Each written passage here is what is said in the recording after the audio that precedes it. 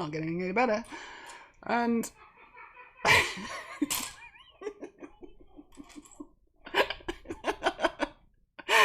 so so now I've got the sloppy seconds.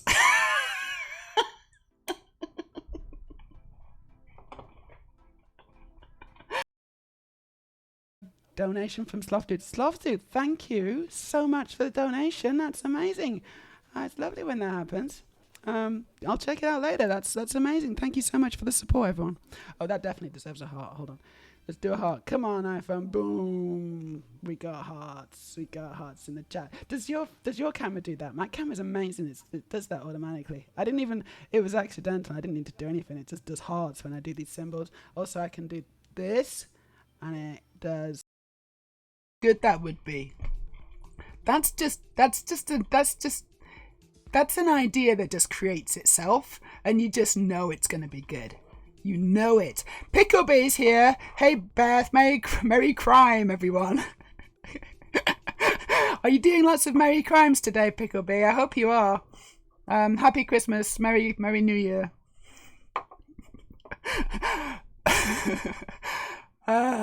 They've been making me drink, but it's looking a bit shonky.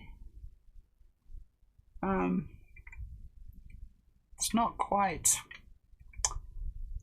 doing it, is it? It's not quite working.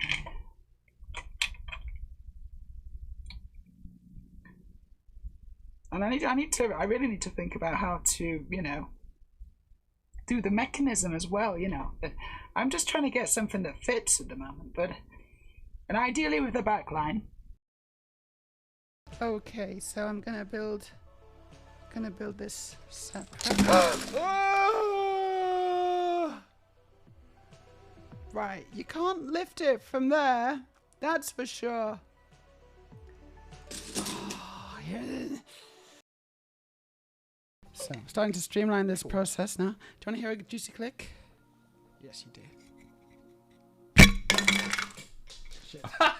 That was a very failed attempt at a juicy click. I'm just going to go and pick up the Lego. Leftover. I'm going to put the spanner in the leftover pile.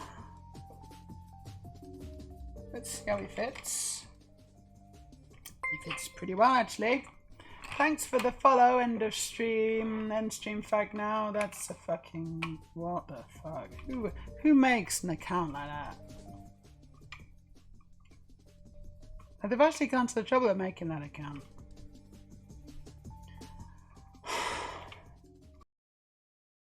Hissing? No. That's me hissing right now. Right. I'm going to stop fucking around. I'm going to stop monitoring my audio because I cannot deal with it. I cannot. Ooh. Let me just turn it off. It's, I cannot. Okie dokie. We are beginning the stream. We are beginning the stream experience. Hold on a second. There you go. Yeah, that's about right. Hello everyone. Thursday, 27th June. We are streaming live from Oslo, Norway, and my name is Meja. I'm going to be your host for this evening. As always, I have various beverages ready to go.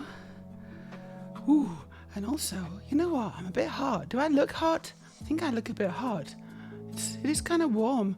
You know what? I might just try and open this window.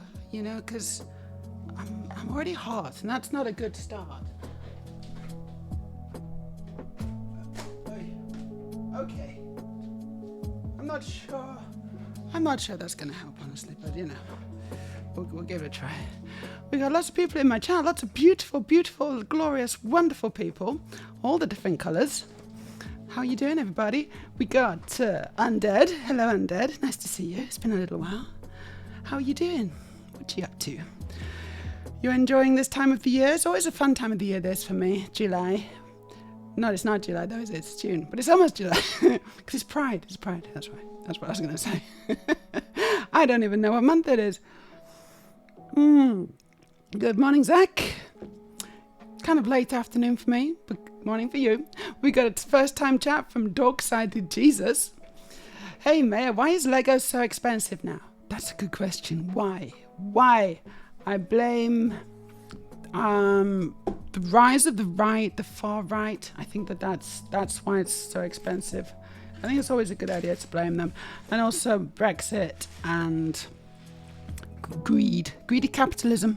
Like, honestly, if it was up to me, I would just make sure that everyone kind of gets a Lego, like at least one Lego set every month for free, just to keep people happy. And I think everyone, so vote for me. Except I'm never going to be a politician, because that sounds like a terrible thing to do. Not really my thing, but yeah, no, it's really expensive, and it's very expensive. Storage, hello. Good evening. Yes, thank you, Undead. I'm always hot, and DJ Mrs. Zero, lovely to see you. You look very hot, yeah. Aurelia says, of course you look hot, Meja. You're you, I'm me. It's true, I am me. These are the facts. I'm spitting the facts. You heard it here first, folks. I am me.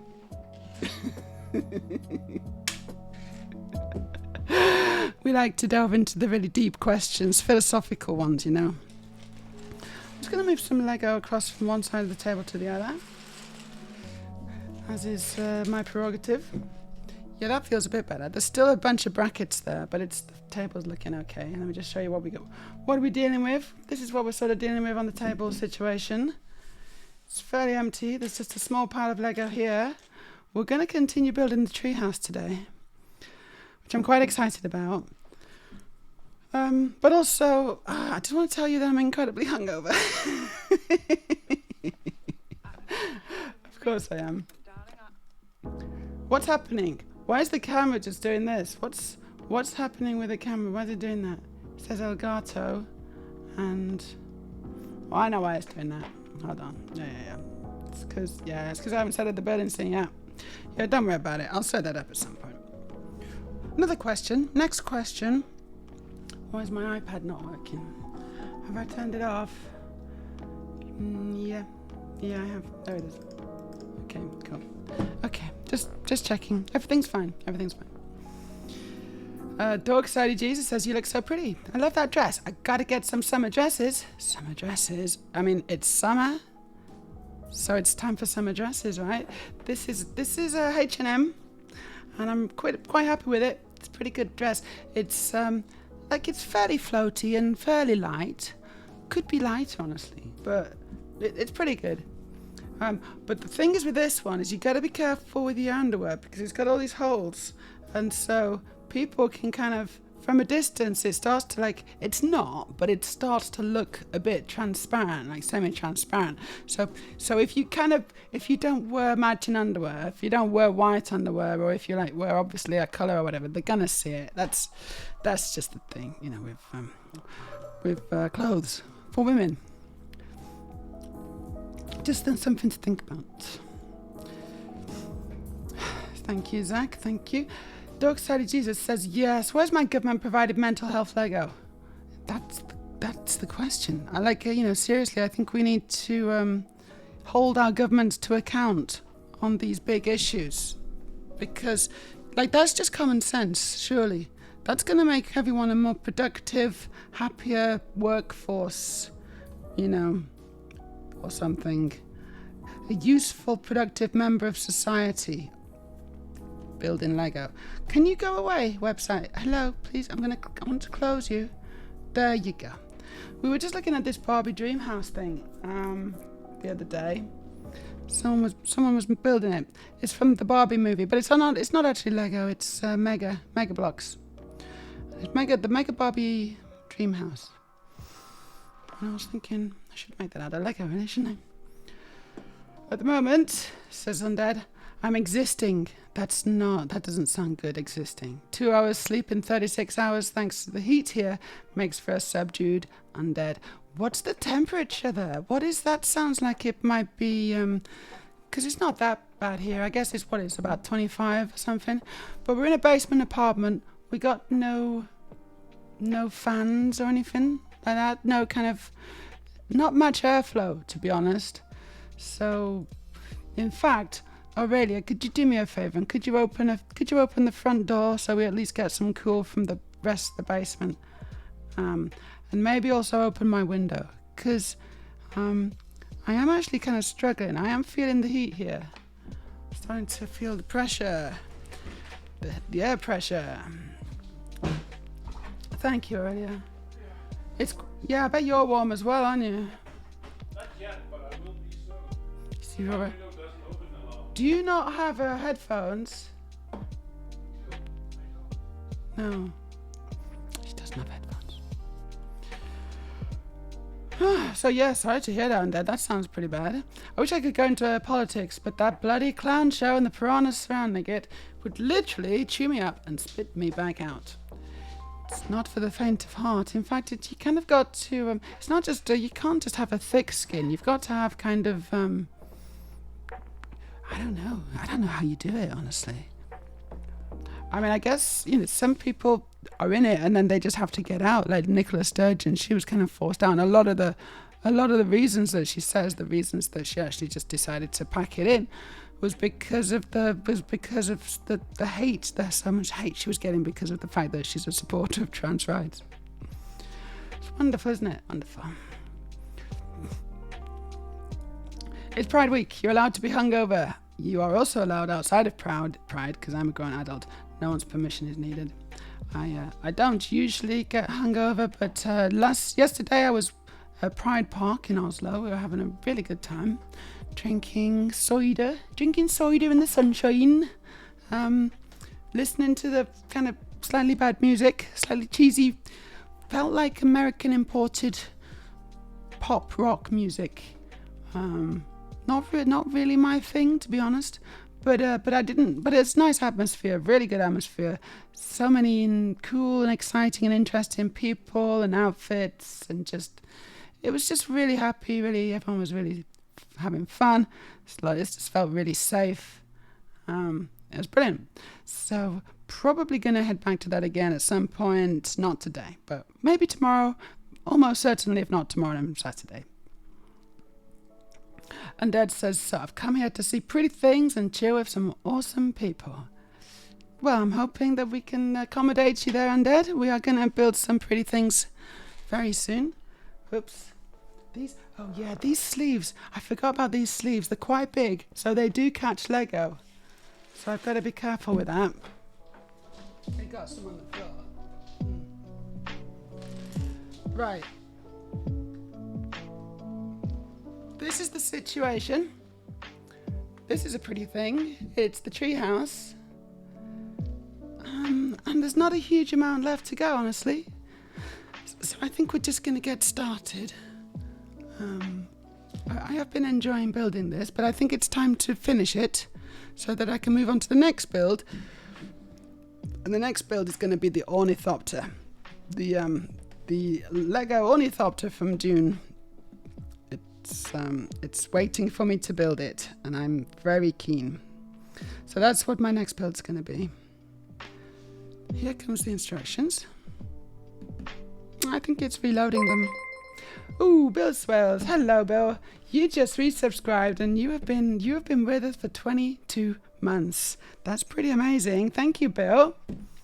That's super cool. Afternooningtons to you too. Yeah, I am a transparent, that's true.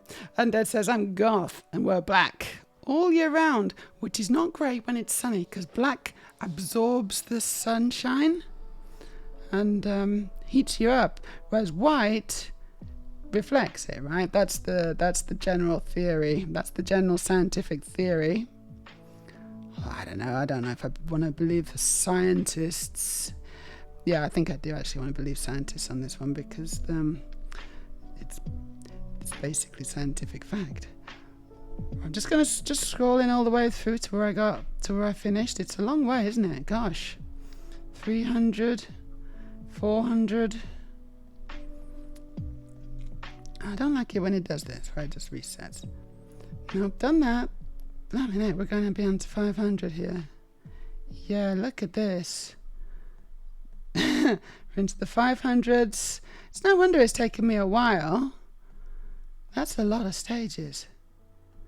Now then we did the roof, going into 600. Done that. Done that. Holy guacamole, this is a lot of Lego into the 700s. And we put that on. So it's over 3,000 pieces this, which is why it's taken so long to scroll through the instructions to get to where I'm supposed to be. But I think we're about here. It was about here. We're getting onto the steps now. Yeah. And then, cool. Oh, hell. I just knocked it off. Okay. I need to now just make my build cam work.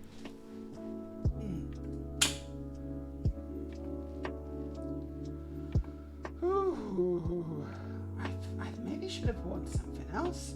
Like, I didn't think that this dress was that warm, but it's just ridiculous now. Okay, I just need to start up my epoch cam. So that should now be working. Oh.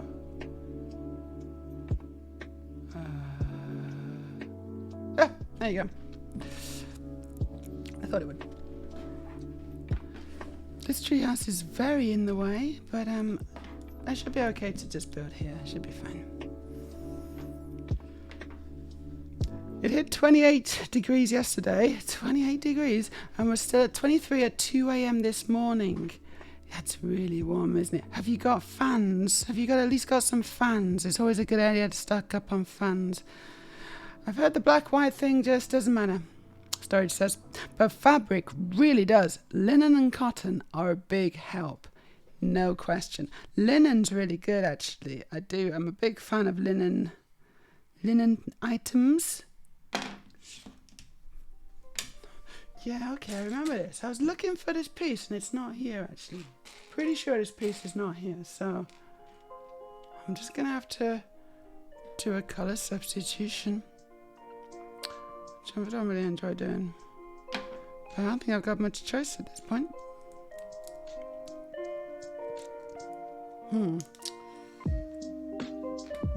Ooh, yeah. What's your favorite? Linen, cotton, also PVC is really good if you've... No, it's not. No, that's not good, actually.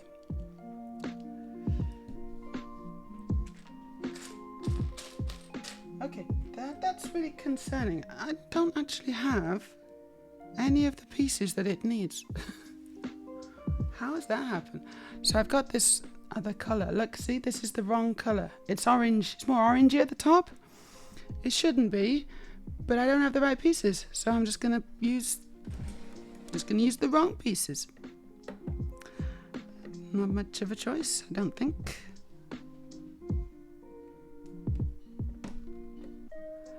Like, maybe I'll have a look round and see where I've gone wrong. Oh, hold on.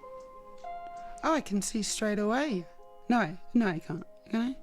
Can I see straight away? Yes, I can. I can see straight away that piece should not be that one.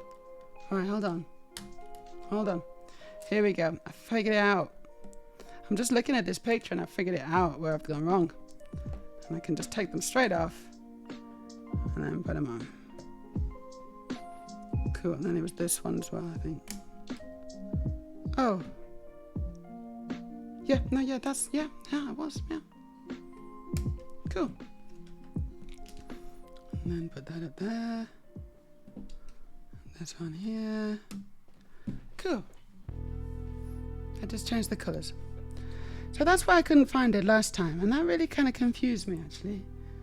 But it's sort of obvious what's going on. Good.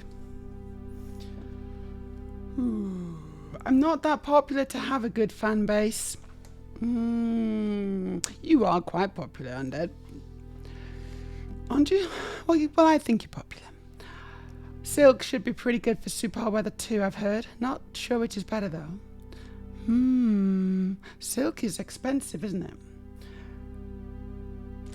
It's made by silkworms. Oh, this is ridiculous. I can't find a single piece here. I don't have... There's not many pieces to choose from, but they're not here.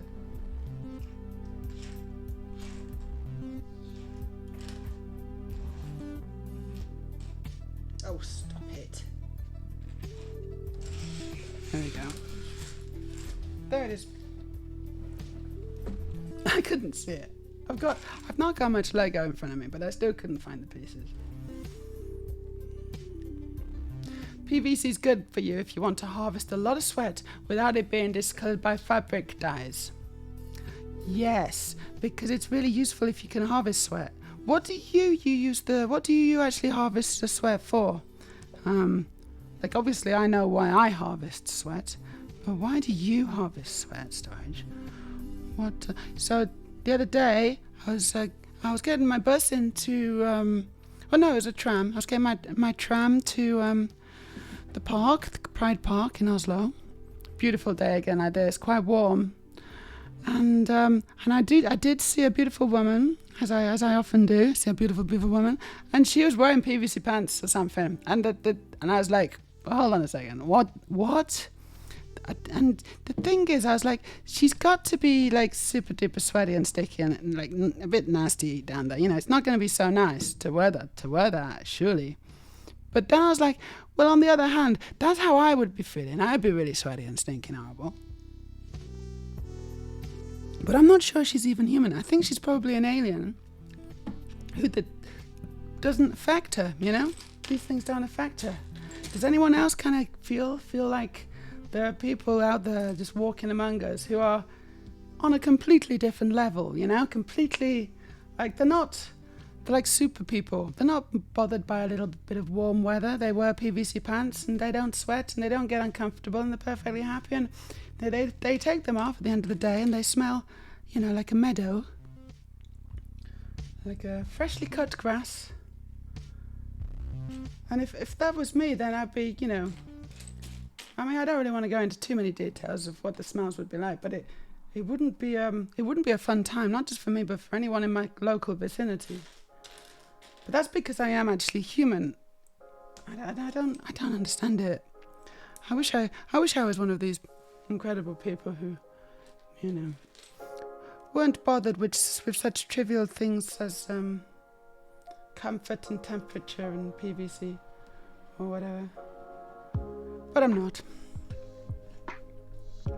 Oh, you sell it on the internet. Nice little side business you've got there, Storage.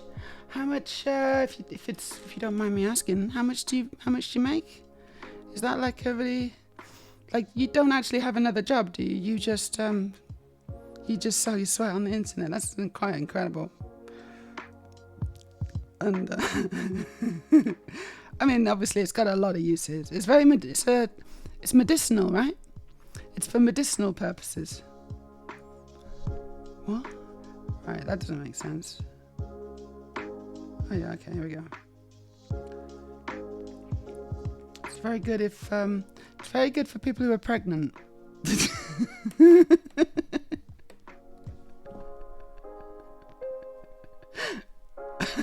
just rub it all in.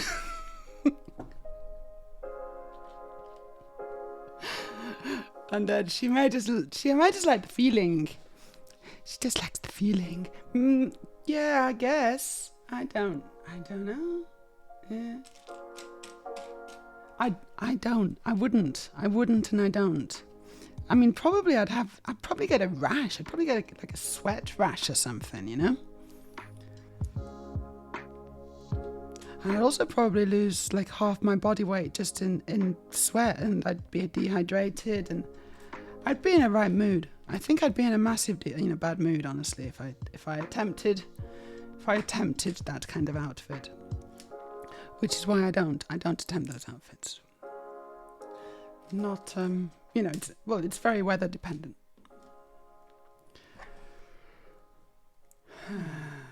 Hello, Abina, how you doing? Nice to see you. Hope you're enjoying the weather and the vibes. And I hope England is treating you well.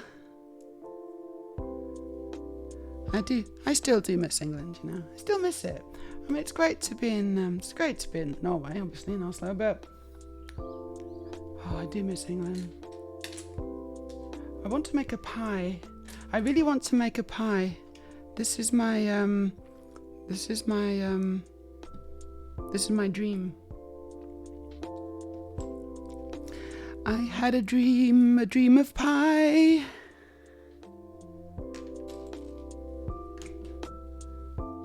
One day soon maybe. We just need to actually buy a pie because we don't really have a pie dish or anything to kind of cook the pie in. So we're gonna get that, I think.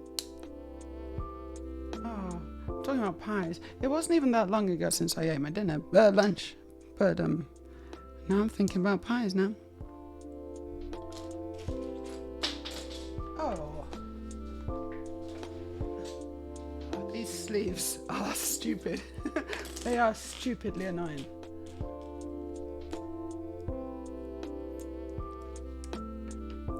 Storage says, I have a friend whose sweat simply doesn't smell. And it's infuriating. Right. Well, actually, the thing is, Storage, is that my sweat doesn't smell much. Okay? You know, it's true. It doesn't really smell that much. And, you know, I don't know. Like, I don't want to test the limits of you know, how that might change. But what's happening here? It used to, you know, obviously it used to. But nowadays, yeah, it doesn't really smell that much. That's the difference between boys and girls, isn't it? Because women do smell different. Women do smell nicer than men. Like just objectively nicer. And I'm assuming that it's, you know, that it's partly bacterial. Like, you know, maybe just the conditions in a woman's crevices are, you know, just bacteria, just not that bothered compared to, you know, men. I don't know. I don't know what it is, actually. I just know it's a thing.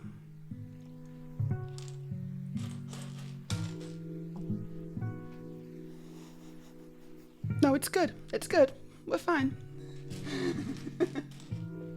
Do you want to smell?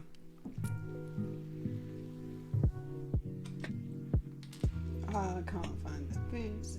Here we go.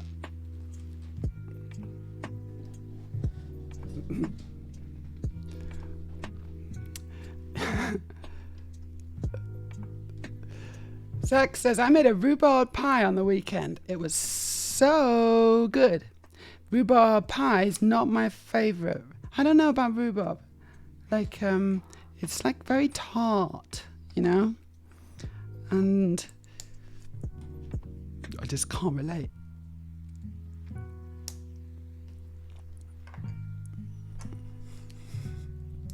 Meja's pie cooking stream incoming. You heard it here first, folks. You know, that's not a terrible idea, Undead. I could do a pie stream. That sounds funny, but no, I totally could.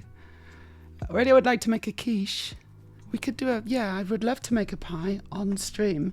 There's lots of funny things I'd like to do on stream. Making pie is certainly one of them. Okay, I don't quite get it. That doesn't... Okay, whatever. We got curvy steps. You probably can't see, but there you go. There's the curvy steps. It's lovely. And now we're going to just decorate it with some little... It's difficult to show you actually what I'm doing, but it's because I can't quite get the angle of the camera. But you'll see.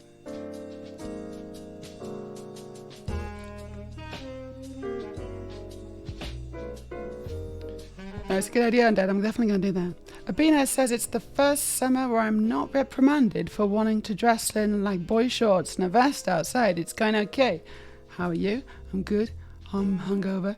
So on a scale of 1 to 5, hangover factors is about a 2 now. I'd say it's about a 2. 1 is... No, actually, it starts at 0 because that's like no hangover at all. And so that's like a normal day. The day started at a 4. Went to a 3. I spent a lot of the day at a 3. Now it's kind of edging towards the 2 area. I really would like it to go to 0. I'd like it to level out at 0, but it's just... I think that might be what I'm feeling tomorrow when I wake up. Because that's the thing, you never sleep properly. Like, I never sleep properly when I've been drinking. I never get a really proper good sleep. So, you know, that makes a difference. But anyway, happy for you, Beans.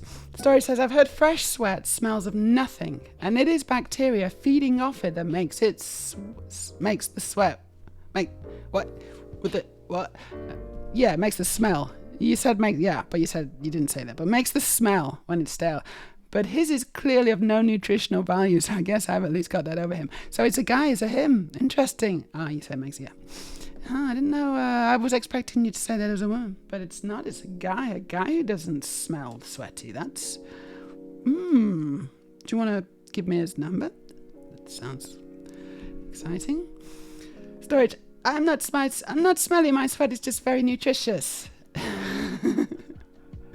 That's the thing. That's a good excuse. It's like when I get the thing is I do get eaten by flies. I do get bitten. If there's any biting going on, it's usually in my vicinity. Okay, did I do everything? Yeah, I think I did everything on that one. So we're now on to bag 16. Ooh, and I make a little guy. So let's make this little guy. He's got glasses on and cool hair. I want to talk to you soon, very soon, once I got through chat. I want to talk to you about a film I saw recently called I Saw the TV Glow. I want to talk to you. And if anyone's thinking about watching it, then I guess, I don't know if I should say so much, but because I don't want to spoil it. So there may be spoilers ahead, or maybe we'll see. Tell me if you want to see it, or if you've already seen it, or tell me if you don't want me to say anything about it because you're going to see it tomorrow or something. It's just that I really want to talk about it. It was really blooming good, actually. Very, very trans film. Very trans. So trans. So trans. It was scary how trans it was. How you doing, Sloth Dude? Nice to see you. Happy Thursday.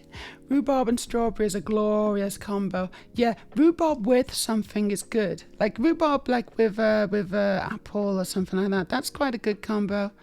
Rhubarb on its own is just, there's too much rhubarb in that, you know. That's too rhubarby. And Dad says, I have a friend who was born albino with no nipples or sweat glands. My goodness, he's pretty much anchored to an aircon at this time of year to prevent a horrible death. That sounds awful. What have we got? We've got something. What? It's Automod has held. That's so stupid. Automod has held one of the Pretzel Rocks notifications because it has the word beat in it. I'm going to allow it.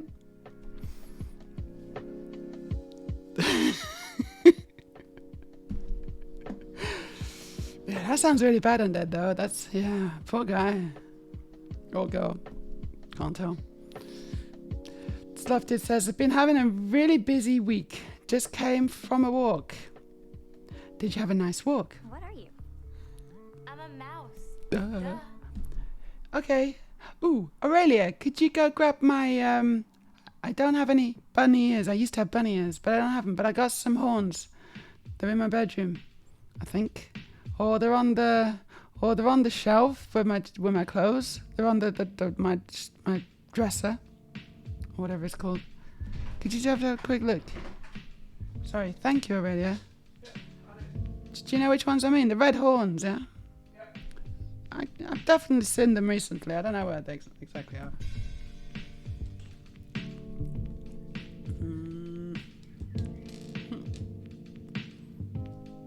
Hello to Freya. Freya's here. How you doing, Freya? Aurelia says, raw rhubarb cut into very thin slices can, if I recall, be pretty good in a mixed salad. Oh, well, you know, I've never really thought about putting rhubarb in a salad. That's an interesting idea. I'll try it. I'll certainly try it. I'll try anything once. What's the worst that can happen? Because the thing is with rhubarb, it's not, the leaves are kind of poisonous, aren't they, I think? You're definitely not supposed to eat the leaves. Like, we all know that. Just don't eat the leaves. It'll be fine. I'm building some kind of gun emplacement right now to defend the treehouse from. I know it could be a telescope. I don't know. What am I doing? Not that. Thank you. Feeling a little bit like I've got two horns on my head.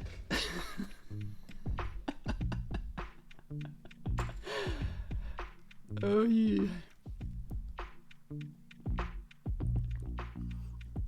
Anna Christie's here. How you doing, Anna Christie? Hope you well? Big hearts to you. I'm so delighted, Storage says, that the Automod held it for beat, but ignored sexy. Maybe it was the combination. Maybe it was like, sexy's fine, beat on its own's fine, but was it sexy beat or something, and that's too much. It's like, oh, no. Disgusting. Okay, I can't see this piece. I'm gonna have to reach over to my spare box.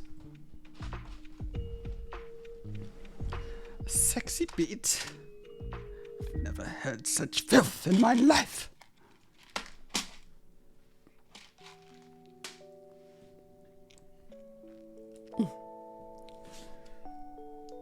There we go. It's a telescope.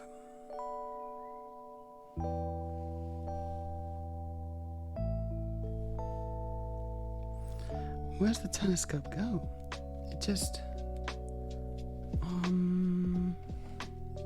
there. Oh, I see. It goes there. Yeah. Ooh. I know. This is nice because it's like I'm putting on lots of little details now. So now I'm gonna put this.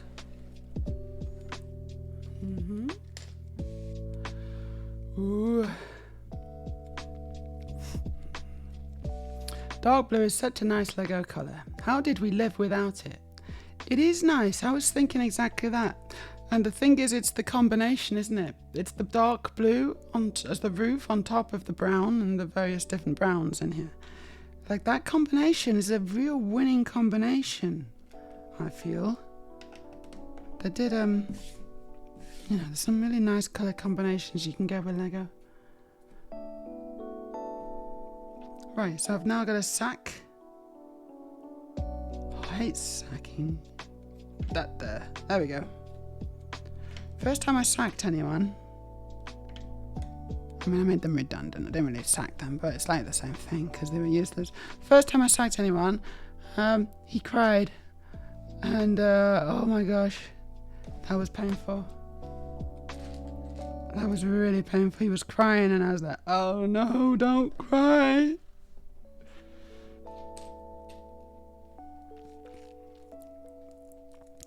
DYK, says Undead. I'm sorry, I'm just going to say that Anna Christie is on a 5-stream watch streak. Well done.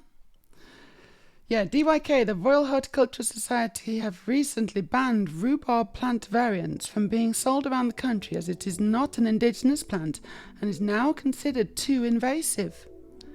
Well. Rhubarb's been crossed off the Christmas list. I had no idea. We obviously have rhubarb here in Norway. So where's rhubarb from then? If it's not native, and I'm sure a lot of things aren't native, right? But where's the origin? Does anyone know? Fiorelli says, to be fair, if I recall correctly, rhubarbs are almost as aggressive as bamboo. Or they're always kind of like, they're a bit fighty. They're a bit fighty, rhubarbs.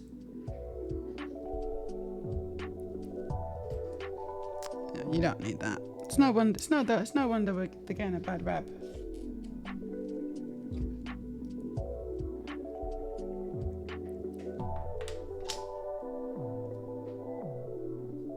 So I'm just making this stool. Final stool. Because there's a bunch of stools hanging around this table thing down here.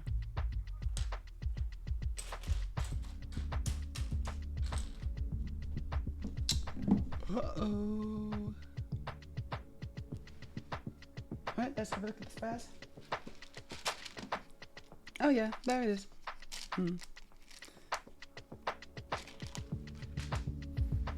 So it's from China. Apparently, rhubarb is from China originally. I had no idea.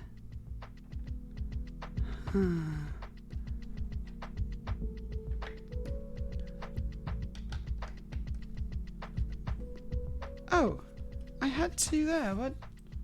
I had two ready to go. That's funny. And then I just ignored them and got the spares. Oh man.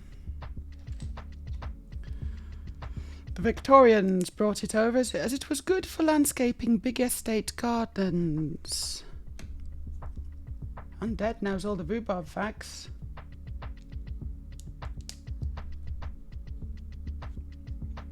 Is this stuff you already know, or are you kind of looking at? Are you looking it up? Okay, so I don't have the right coloured piece. I'm just wondering if I've messed it up again.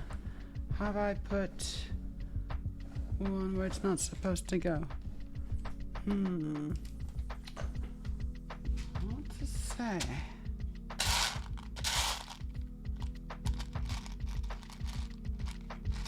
Yeah, no, that's the wrong colour. What am I leaving? Is this like caramel or something?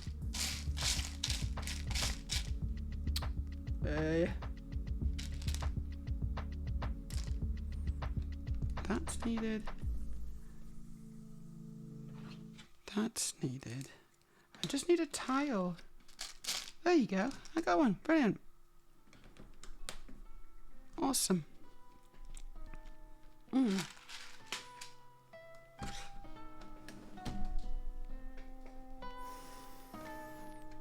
Never rub another man's rhubarb. That's true. That is very true. You should never do that. It's a real faux pas. Like, it's not acceptable, kind of, in polite society to do that. Unless the man has asked you to do so. And then it's probably okay.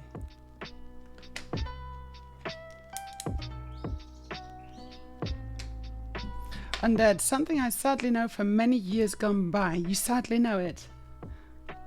I think it's cool to have all these kind of, useless factoids.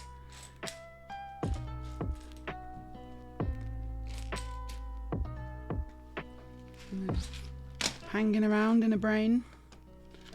Serving no real purpose, but then one day you're like, oh, this is my chance to shine. I know where rhubarb comes from. I didn't think I'd ever need to know this, but it's like I can say it. And you did. You saw your opportunity. You did it. And now we're really, really impressed. Well done.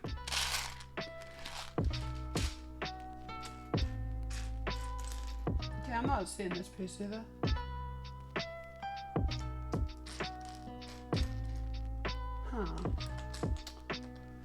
Well, that's a shame. I just don't see the piece, so I'm just going to leave it. There's nothing I can do.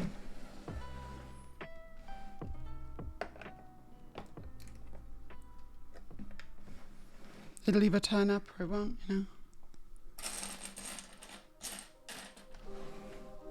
My money's on won't. Never mind.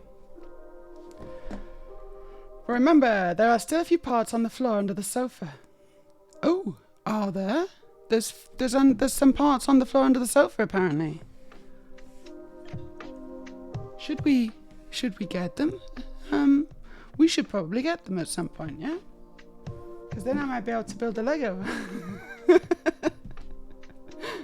I didn't know that there was any more left, that there was any, because we've had a few disasters, okay? There's been a few Lego disasters recently, and, you know, there's been Lego everywhere. So where is it? It's under this sofa. We haven't yet. Right, we are now going to look under the sofa. Just bear with me. Do you want help?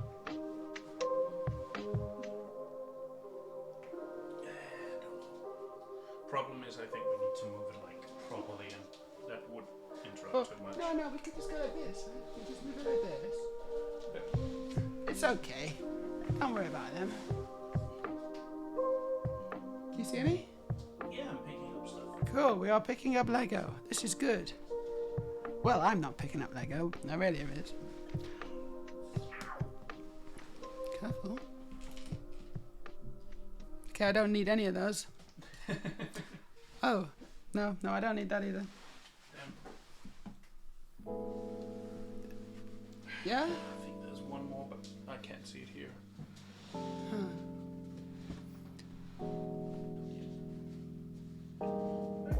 Okay. Thank you. Was it relevant, Lego? Yeah, we just got some more Lego, but it's pointless.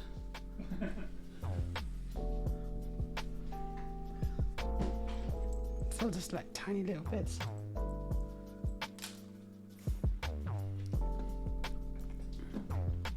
Storage says, it seems the band rhubarb is giant and less edible than rhubarb, but it's weirdly unclear. Okay, so it's like the whole crayfish situation, is it? Or it's like the squirrel situation. So there's like a dominant one which is like bigger and more prolific, and then it's kind of, you know, replacing the native one which is weaker and smaller and generally a bit rubbish.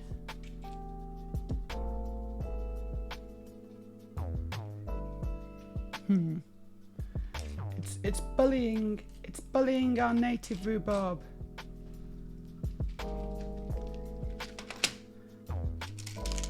And that's just not on, is it? That's just not cricket. I don't want to build it now.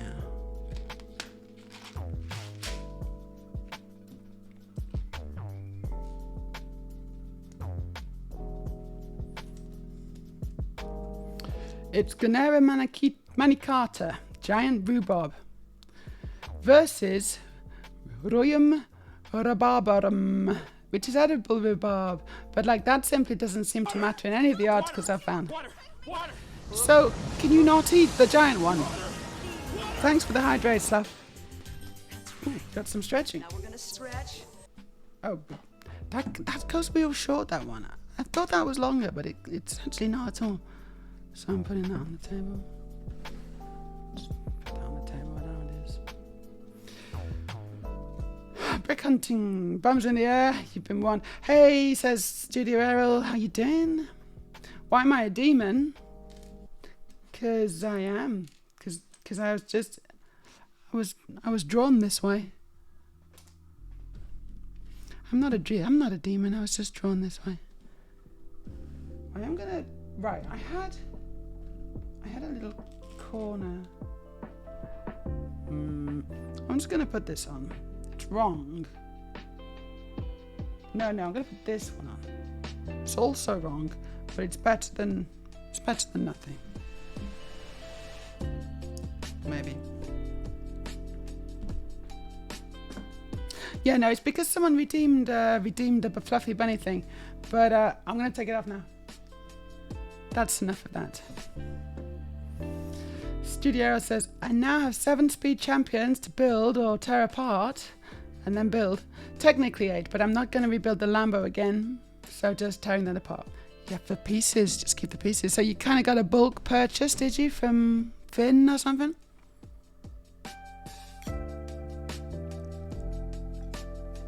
Yeah, I saw those cars. Nice car collection.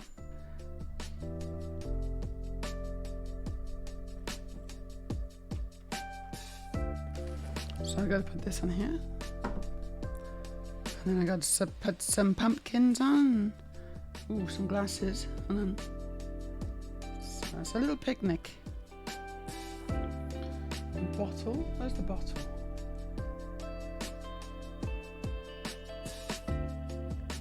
Oh, why can't I see a bottle? That's annoying. Oh, there it is. It's a dark trans. Storage says, I don't think either are native. Also, I just found a site attempting to answer, and they also say, it's really unclear. See, this is the thing. It's when you start looking at nature, and you're trying to kind of classify things. It's a universal problem. Humans really like to put things in boxes. We like to categorize them. We like to, order things alphabetically and figure out the relationships between one thing and another. And it's not a bad thing to do. It's quite a cool thing to do. It's good. It can be very useful, but also sometimes it can be actually really difficult, because sometimes our obsession with trying to categorize things, put things in boxes, it's counterproductive. Some things just don't want to go. And there's we could organize this by, color, or we could organize it by shape, but we can't do both, because the two things, it doesn't make sense. Like color and shape are obviously very simple examples, which is, it's usually a bit more complicated than that. But basically, there is just no way to actually simply categorize things. And the human mind struggles with that sometimes. The human mind is like, no, we must be able to categorize things. We must be able to make sense of the universe. Otherwise, I'm going to get confused. And I don't like it when I get confused. Head hurts. Unfortunately, the universe doesn't care. Doesn't care at all. Story says, some say it can be eaten by mysterious tribal people, but you shouldn't. But there's a whole range of options. Mysterious tribal people, you say? You're talking about people from Cornwall?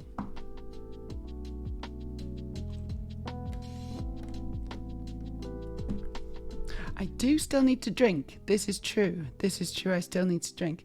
And I did drink. Did I drink? I think I drank. I'm going to drink some more.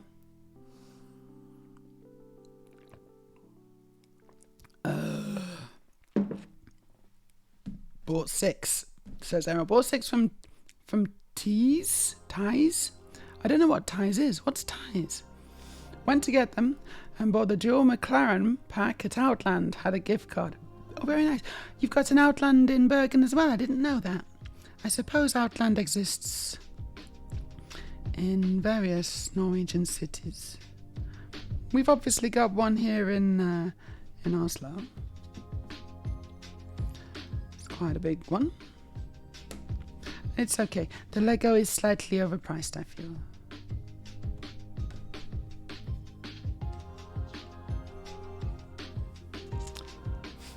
Cats are a perfect fit for most humans. Cats like sitting in boxes. Humans like to put things in boxes. More humans should have cats.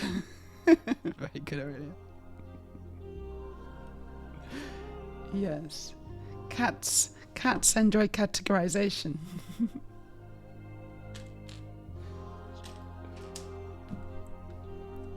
Cats like to be concatenated with other cats.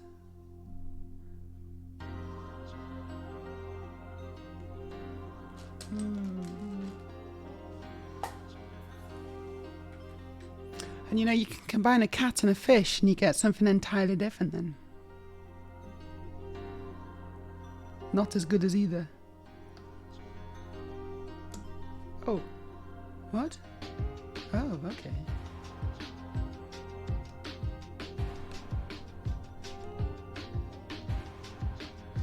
Like, I'd much rather have either a cat or a fish.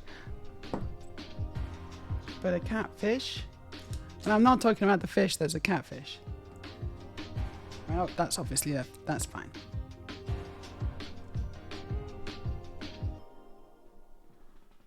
Oh no, this must be in here. Yep. So I'm making a little campfire, and it's a very strange technique in it, I think. But I guess I've made it.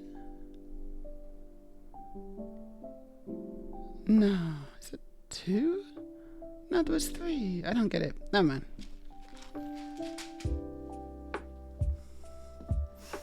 Outland originated in Bergen. No way. Originated in Bergen. Incredible.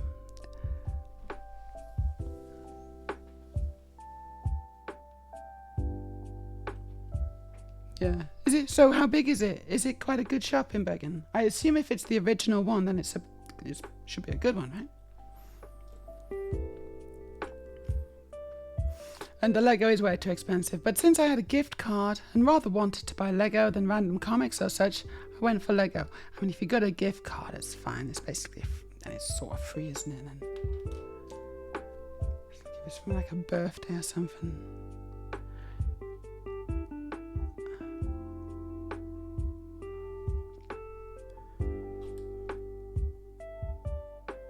There we go. Right, so this film, amazing film, is called I Saw the TV Glow. And I'm just going to talk about it a little bit because I was quite... It sort of affected me. I had quite an intense experience. So the film is basically it's a trans allegory. It's like a really obvious one. You know, you got the Matrix and everyone says that's a trans allegory. And it is. It's, you know, it's good, but... Oh, I've messed that up. Oh shit! Hold on. But also a lot of people can watch it and think, yeah, that was nothing. That was Neo just fighting agents and stuff. It's fun with, you know, martial arts and things. It's like, yeah, you don't have to read it as a trans allegory if you don't want to, even though it is. I mean, it was made by 2 trans women, so that's a bit of a giveaway. But no, this one was kind of. It was a little bit like, this is what dysphoria feels like. And it wasn't being blatant. It wasn't being too obvious. It was just kind of doing it in quite a way. It was very Lynchian. So anyone who likes David Lynch films back in the day, maybe, because I don't know if he makes films anymore, but it felt very, very David Lynch. It felt like I was watching David Lynch. And it was extracting things from my, you know, from deep inside my subconscious. It was reaching in and it was plucking these things out, and then it was showing me then, and I was like, oh, this is horrible, this is horrifying, I cannot believe you're doing this. Like, how, you know, I don't know if you remember this bit. This is back in the day, right? First Metal Gear Solid game on the first PlayStation 1. One of the moments in that game was where you had to put the controller on the floor, and it buzzed. And it started moving around and stuff, and it was like it was being controlled by one of the characters in the game. Now, obviously, it wasn't really, right? It was just a bit silly. It was a bit of a silly trick. Oh, what's going on? Oh, I put it in the wrong place. Oh, stupid. Yeah, I put it in the wrong place. Just gonna move all these up. But anyway, it was a bit like that. It was a bit like, right, I kind of know how you're doing this, but at the same time, this is incredible. Wow, I've never experienced anything like that. And so... Sort of the same for this. I saw the TV Glow. I've never seen the trans experience, specifically where it relates to dysphoria, portrayed in this way and committed and realised in film before to such a viscerally powerful extent. So if you are trans, I recommend watching this film. I really do. I thought I would be more upset, actually. I thought it would be more sad and upset and I'd be crying and stuff, because I've heard a lot of trans girls, they cry at it, and it's like it's really hard to watch. And I get why that could be the case. I didn't really find it, I'm happy to say, honestly. I wasn't super duper upset. I mean, there's a few moments where I was like, you know, but most of the time it was I could hold it together, you know. It wasn't full on gushing. But no, there was some really quite profound moments in the film. I don't really want to give too much away. I don't really want to talk about it too much, just in case you are thinking about watching it. I just want to say it's pretty cool. Zach says, I'm heading out to meet a friend for coffee. See you later, Meja and Jazz. See you later, Zach. Have a nice coffee with your friend. Mrs. Zero says, when I was little, the Outland in Bergen was called Avalon. Is it the same thing? They moved recently, so now it is quite big. It was kind of tiny before. Basically, the guy, Dag, who owns it, used to own a different comic store named Avalon, which then merged into what we now know as Outland. But yeah, it is pretty decently sized now, around 8 people at work at all times, different registers and so on throughout the store. Very nice. Sounds like a bit of a geeky haven. Just what we like to see. Why am I... What? Have I put the wrong thing on somewhere? Probably. Is that the wrong colour? Yeah, it is. I put the wrong colour on. Always doing this. Making lots of little tiny mistakes today, but I am, as I say, I'm extremely hungover. How are you doing, Meja? Nice to see you. Hope you're well. Hope you're enjoying the stream. Elle says, I didn't see that message while I typed. Yeah, so it's not the same, but it's the same owner.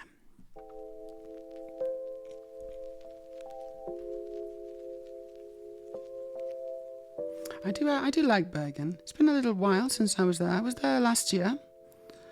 It's a nice city. It's got a good vibe to it. I went for quite a nice Indian meal.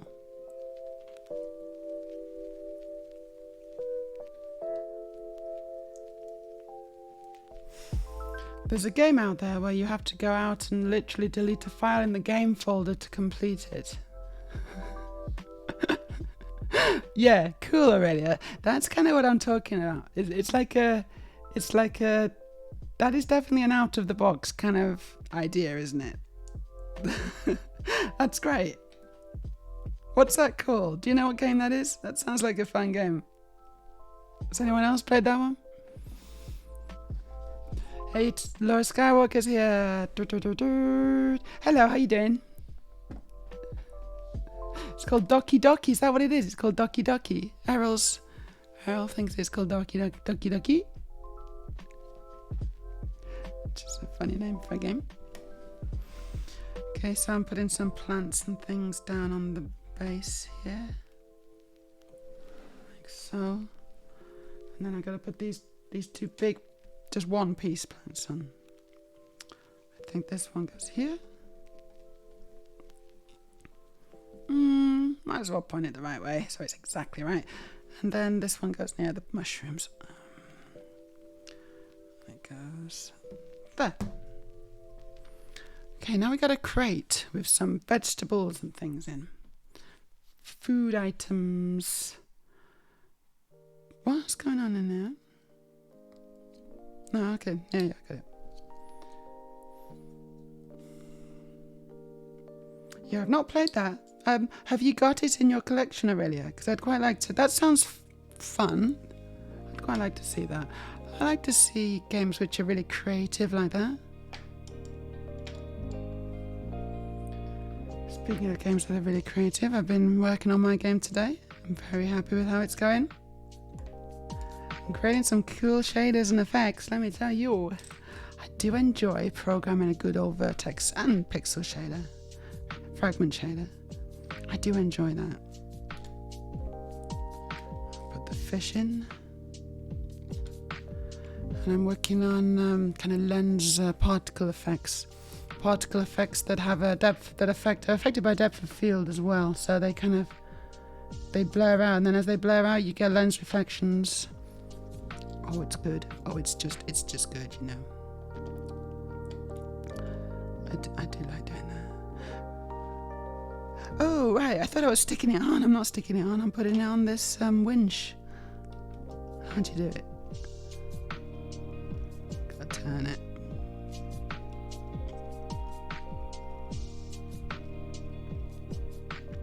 Yeah, it's the power of maths. And it's not exactly like super difficult maths, but it's still maths. It's fun. Okay, looks like that's sort of a surprise, but yeah, no, it looks like we're onto the tree parts. We're onto the green branchy stuff now, and we can either go autumnal colours or summer colours. I think we're going to go summer colours because it is summer, so that's what we're going to do. So we got a choice, and we're going to go for the greens. Yeah. So that basically tells me how to do it. So let's just do it. Oh, I need more drink.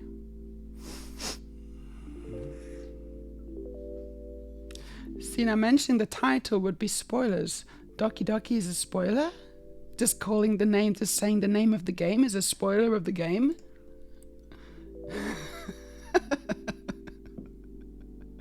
Difficult to avoid that one, I think. It's technically, here we go. It's technically called Doki Doki Literature Club, and it is a visual novel made by the Ren'Py engine. Made in the Ren'Py engine.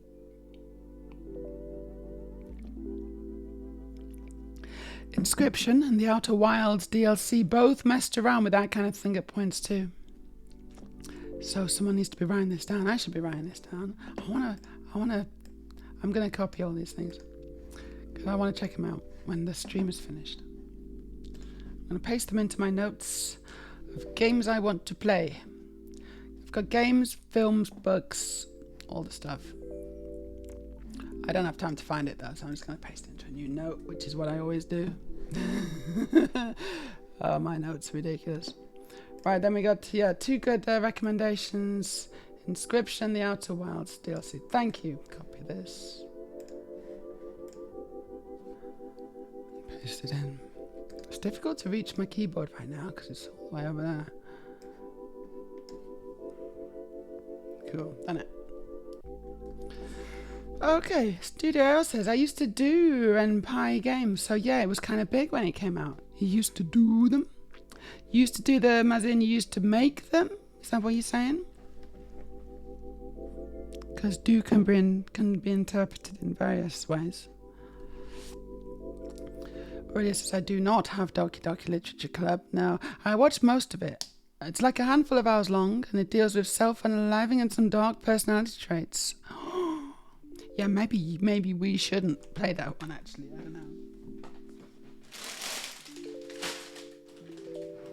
Maybe we should not play with the fire that is Doki Doki Literature Club. I don't know.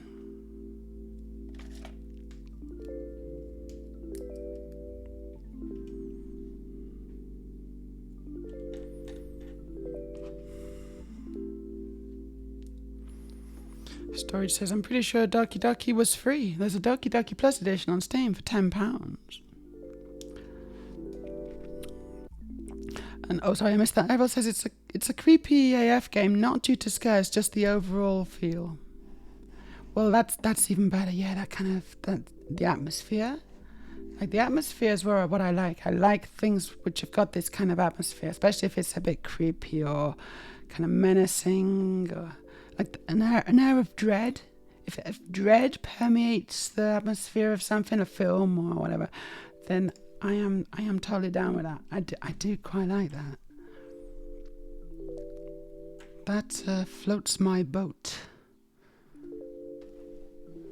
Okay, I need to figure out where. So these all get stuck on the trunk. Where am I going? It's here. It's this side. Here we are. No. Yes, it's this, yeah. Okay.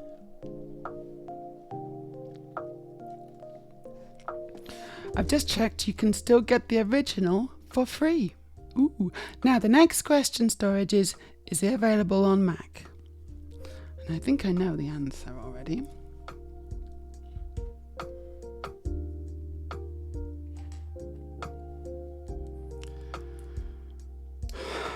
Harold says, Grumble, got adverts on my TV and realised that I needed to renew the sub. Yes, you do. I saw that too. So, Harold's lost multiple benefits of subbing, one of which is access to our super duper kind of grown-up area of the Discord. You got to be a grown-up to join that area. But I think Errol is a grown-up, physically at least.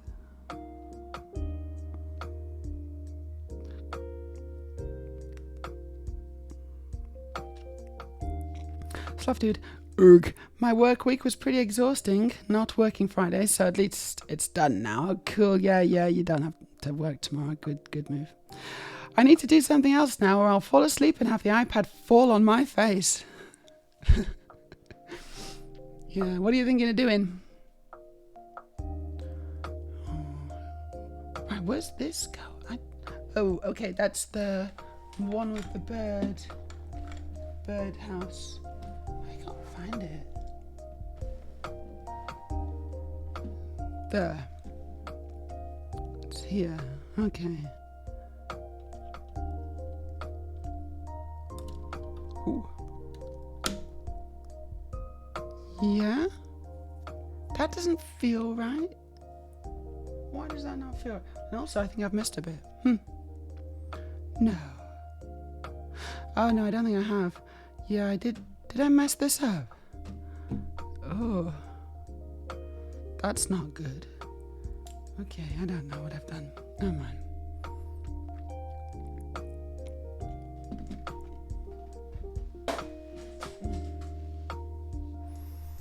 More water is needed.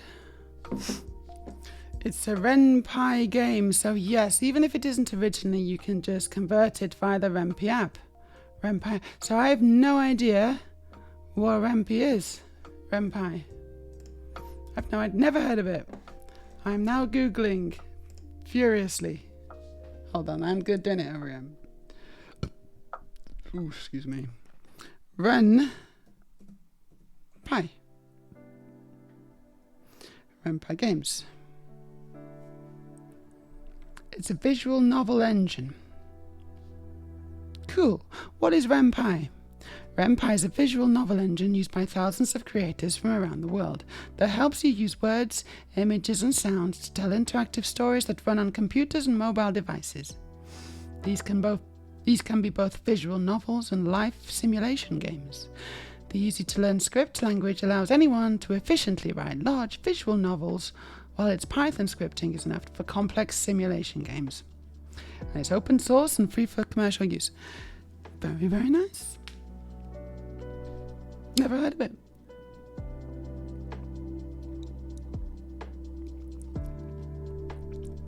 Okay, yeah, Reddit suggests you can do it on Mac, and the Steam edition is definitely on Mac.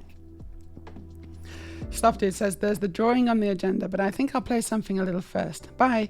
Bye. Have a good game time. Yeah, it's a VN engine. What's VN? Based on Python, and yes, it's multi-platform.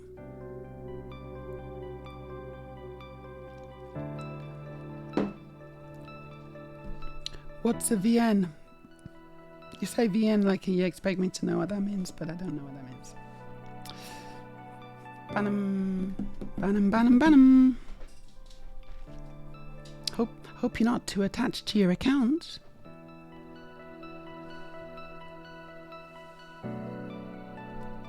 Because my mods don't just ban.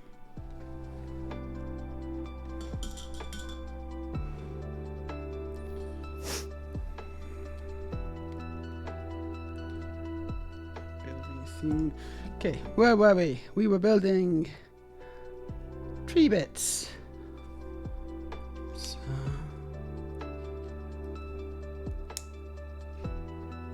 it's a visual novel. Thank you. Okay. So, is it interactive? Or is it kind of linear?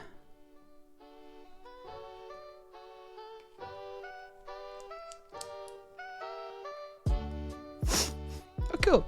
Studio says, to be fair, I will elaborate a bit on RenPy in that exact channel you were talking about on the Discord. Awesome. Thank you for your subscription. Come again. Except I haven't seen the notification yet. By the Brick Book is following. Thank you for the follow, By the Brick Book. How are you doing on this beautiful Thursday? We're building the treehouse. In fact, we're very close to finish now. I'm just building the branches with the leaves, with the green leaves on. I'm going for the summer look. Because it's summertime, you know? Summer look, summertime. Summer, summer, summertime. It's the summertime.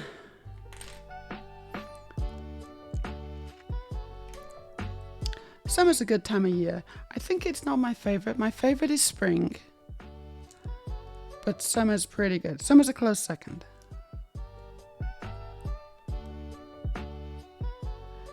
Yeah, you can make free roam games. So we're talking about the RemPi engine, which is an engine I am not familiar with. I'm a Unity girl.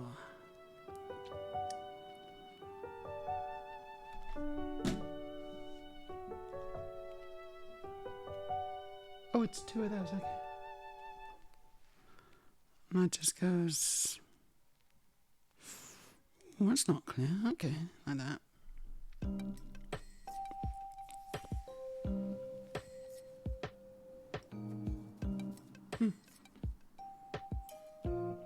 Yeah, well, I'll definitely check that out later.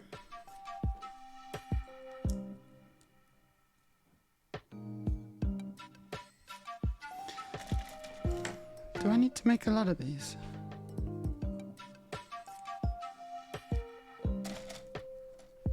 I mean, there's quite a lot of branches in here. Ooh, another pieces. Oh, I wonder if there's any useful pieces in here.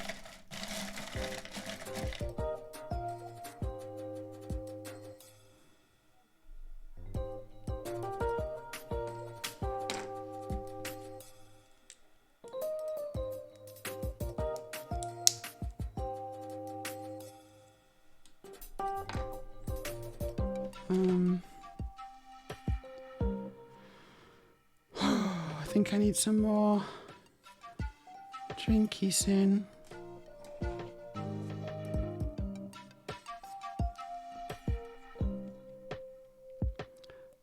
The amount of concentration that's required for this Lego right now, it's a bit embarrassing.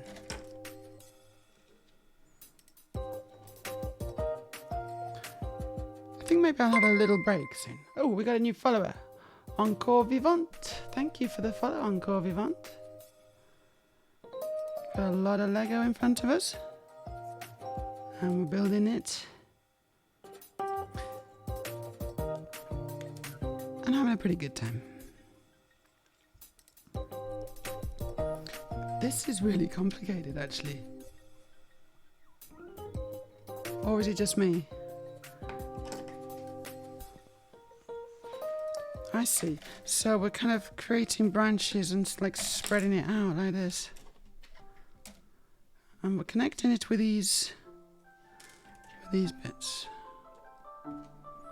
Which is a pretty good technique. I've seen this technique used on Lego Friends stuff that I've built with my daughters as well. Oh. There we go. Oh! Oh no! Gosh. So these branches are quite flexible, which is good because I almost broke it.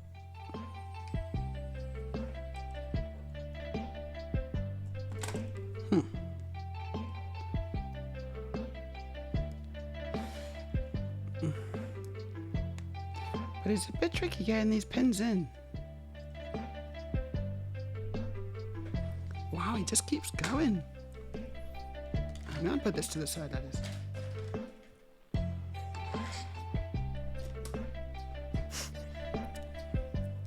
Okay, you've stripped an Aston Martin, and now you're gonna do some more boxes. So you kind of just, what are you doing? Are you dismantling them all first, and then rebuilding them one by one? Is that the plan?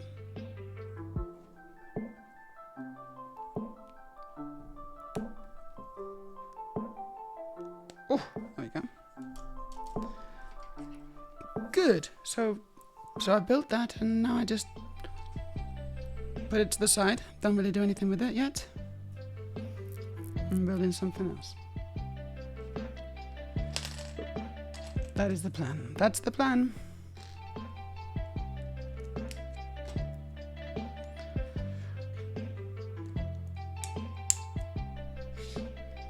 Which one do you think you're gonna rebuild first?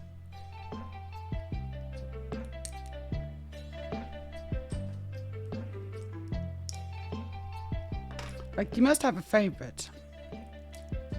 Out of all the cars you bought, you must already have a favourite.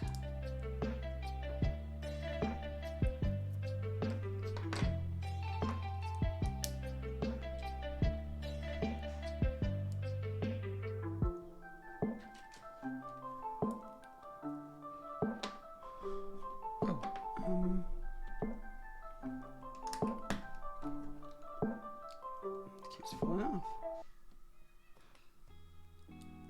There we go. Good.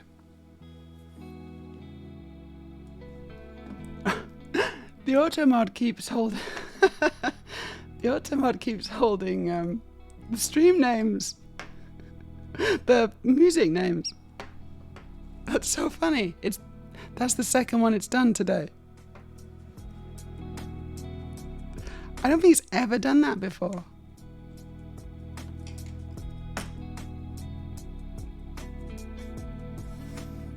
Okay, so now I put this one on. Just gotta try and get the right angle. It's difficult to tell which one it is.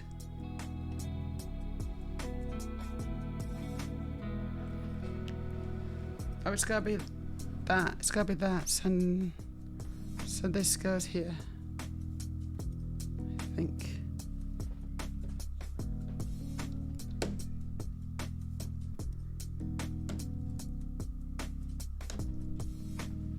Like that.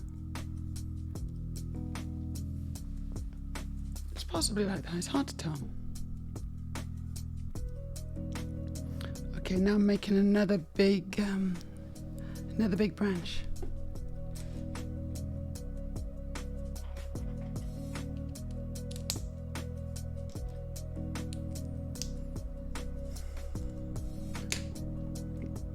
First, I'm gonna have a drink because I'm really thirsty. It's still warm. It doesn't feel like it's cooling off much. It's 6:20 here in the evening.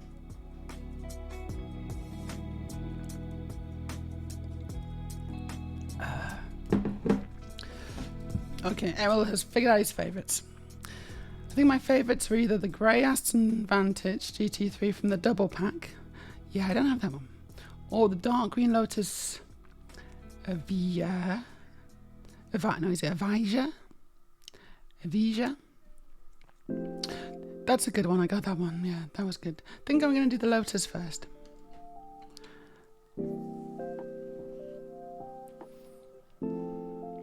Did you get the other one from the... So you've got the... You got the grey GT3 Aston Vantage in the double pack. Presumably you got the other car as well from that double pack. Which one is that? I don't remember what it is.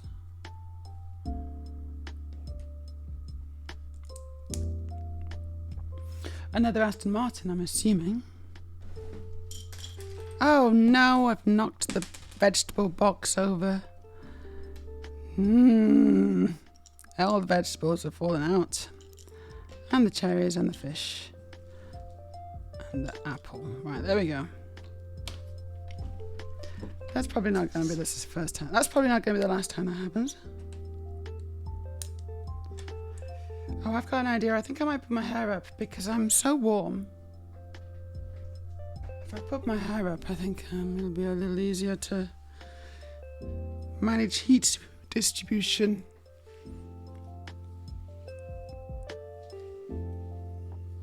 Because I am actually dying right now. Aurelia, tomorrow if you do go to Claus Olsen, I think it would be a really good idea to get a fan. Like a really good idea. It doesn't have to be massive, but just a fan somewhere would be so helpful right now. I feel a little lightheaded, to be honest.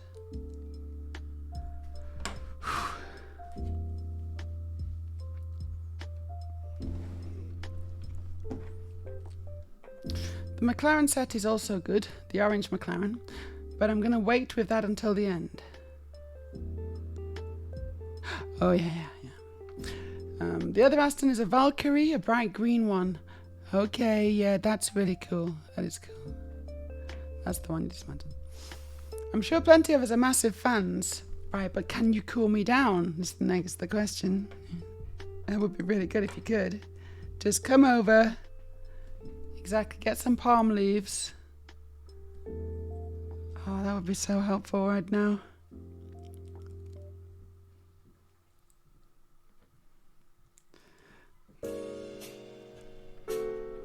How are you doing, Wildcard? You having a good week?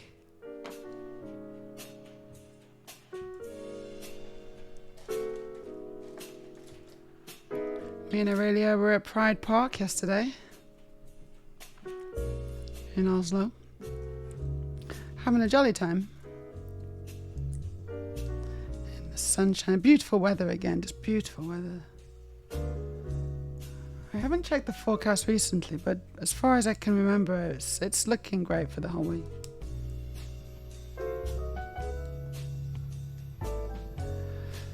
Ice bucket challenge. No, I think that's a terrible, terrible idea. We don't have a bucket, unfortunately.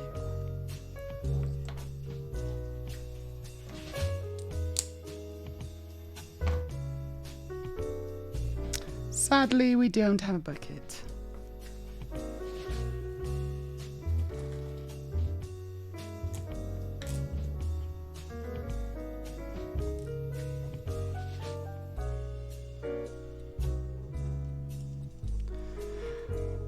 Wildcard will not complain. Working on sorting some Lego pieces earlier. Very nice.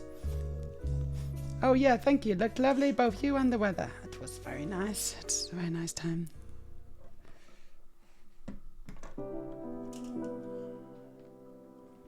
Looking forward to the parade. The parade's on Saturday. I will be in the parade. I don't know if I'm going to be in a float yet, or attached to a float. I don't know if I'm going to be floating in the parade or just walking yet. Either's fine, really.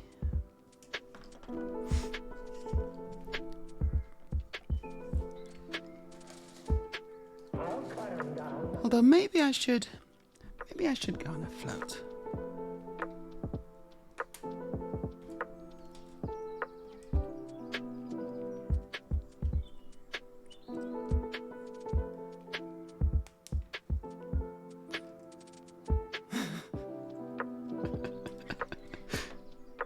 So you'll just like stand behind me and just randomly drop ice cubes down my back, is what you're saying, yeah? At this point, that actually sounds like a fun time. I'd be like, yeah, all right, yeah, fine. Mm-hmm.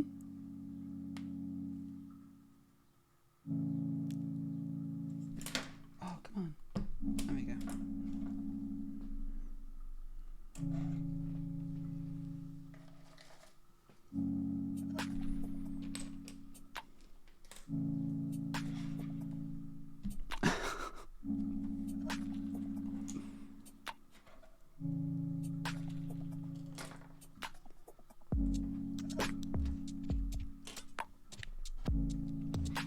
So another section to this branch. These branches are a little bit funny.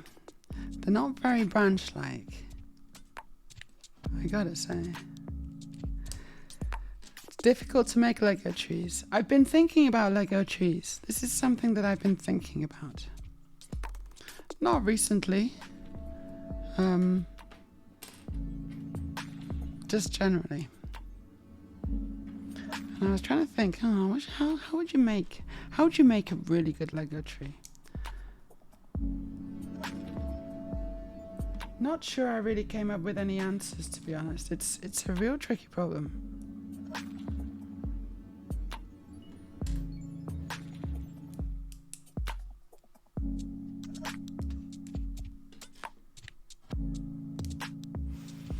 I'd quite like to give it a go, though, having said that. I'd like to give it a go, see what I can come up with. I think I could do a better job than this one. I mean, this is a tree house, and the house part of the tree house is pretty cool. But just a tree? And maybe just like various trees, like, you know, an oak tree, a pine tree. I said a pear tree, I don't know why I said a pear tree. Pine tree. You know, stuff like that. And that could be kind of fun. Just building various trees. Okay, this one goes here.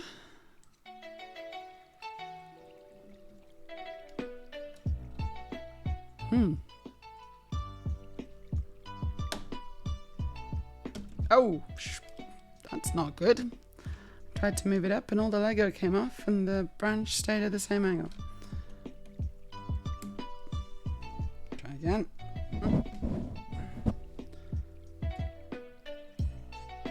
Oh gosh, it did it again. See, this is what I'm saying. It's not very well made. Right, there. What? It doesn't look right.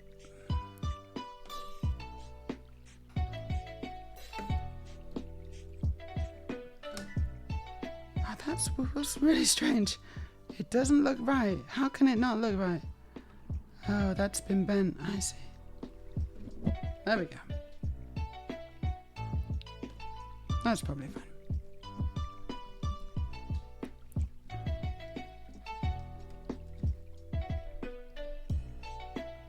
Okay, another branch.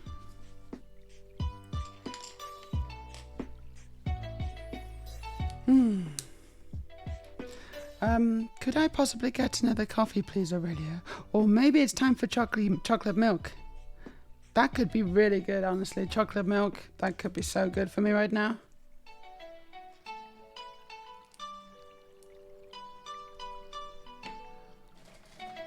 I got the sound of water in my ears.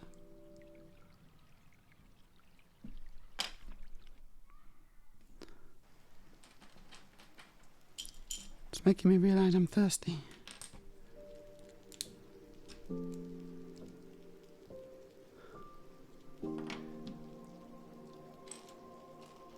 Quite a funny thing, this.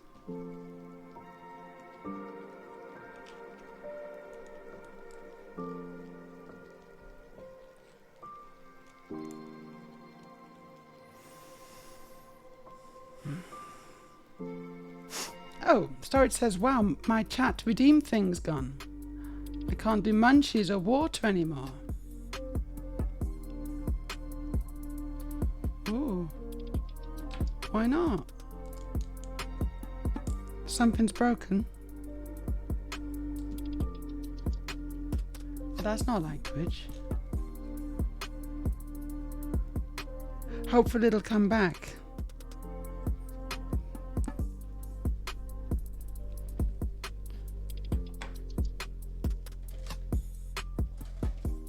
Can you still do moddy things? You can still do moddy things, can't you?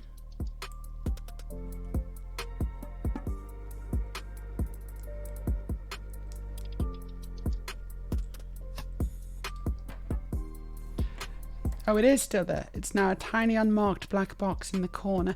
I mean, I'm sure it'll be fine if I refresh. I'm just intrigued. Yeah, just refresh. I'm sure you'll be able to get back. Aurelia, are you there? I think she's fallen asleep. I'm gonna have to get my own drink, aren't I? This is awful.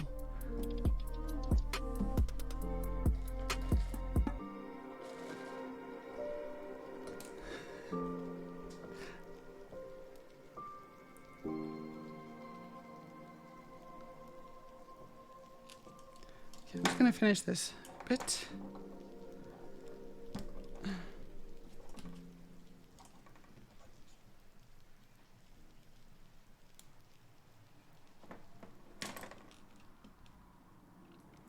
Well, that's a relief. Right, I'm going to go and just get a drink. not even going to bother putting you on a break.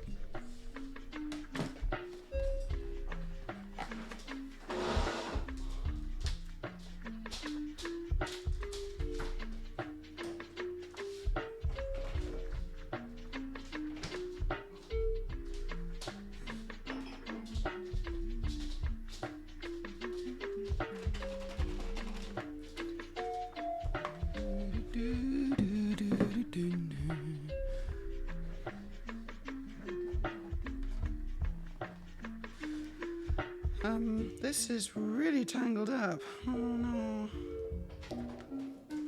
There we go. Hey, you okay? A little dizzy. Mm-hmm. You should just have your door open and then your volume really low.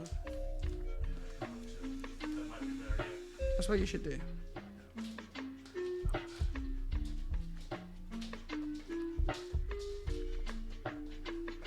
There we go. Right, I got a chocolate milkshake. Oop, sorry. Chocolate milkshake.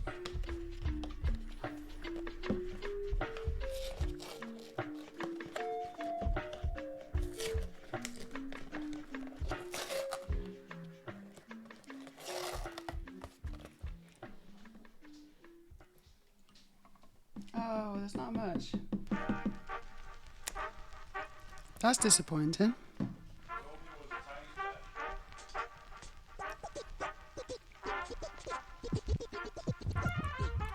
It's better than nothing.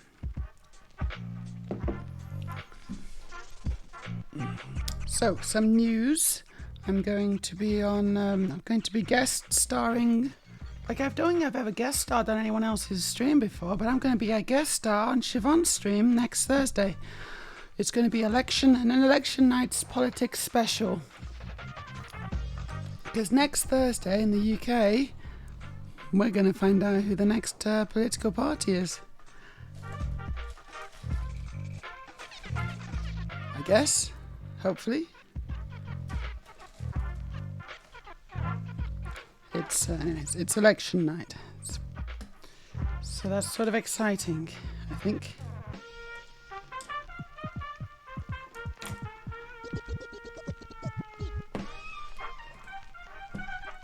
I'll also on Thursday be doing I'm going to be doing a raid train, taking part in a raid train. And that's going to be in the morning. So I am going to be streaming, but it's going to be a lot earlier than I normally stream. I think it's around about. Well, I think I'll probably start about 10:30.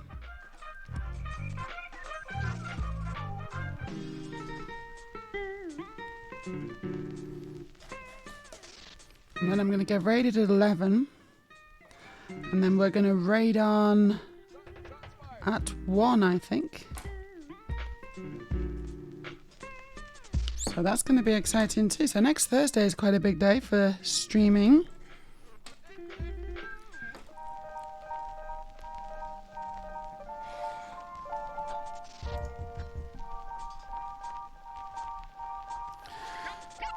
Okay, Lambo is done, and I probably did the dumbest thing by just dismantling it into the parts bin. So now I can't find anything in there, but at least everything should be there if I ever need it to be. Yeah, have you ever considered doing like a sorting setup like me? It's very good. If you want to start designing your own Lego, it's very a good solution. Most of the okay, maybe not most, but a lot of the sorting shelves that I'm using, I got from Buildtimer.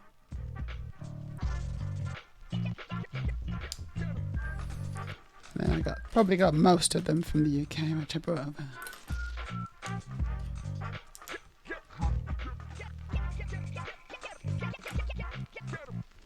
A double Independence Day. Well, you know, honestly, I really hope we do get invaded by aliens. I suspect it would still end up being kind of better, honestly. Especially if you're trans. The aliens would invade and land and stuff, and they'd be like, take us to your leader. And then J.K. Rowling would step up and be like, that's me.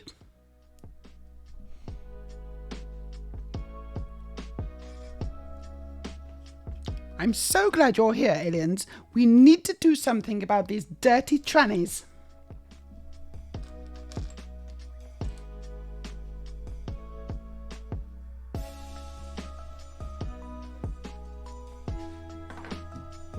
Okay, I don't see that this piece either.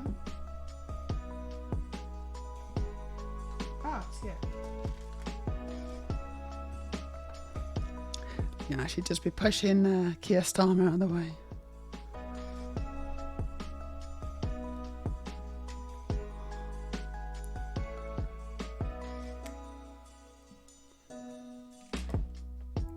It's going to be fun. Hope you can join us, Beans. Hope everyone can join us for the earlier stream, probably starting around about 10:30.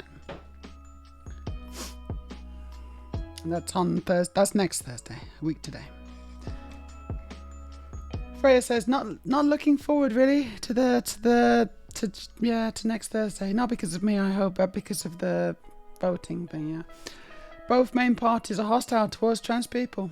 They are hostile. Yes, it's very politically expedient apparently at the moment to be hostile to trans people.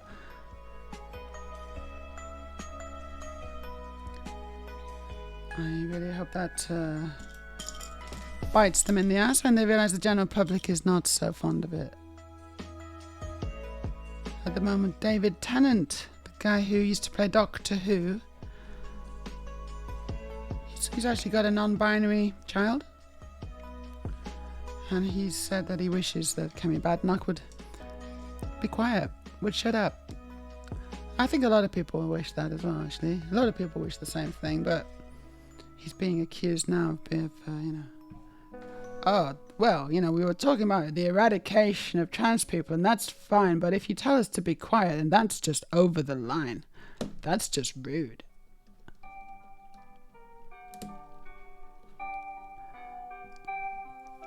When we're advocating for your annihilation, we expect you to be civil.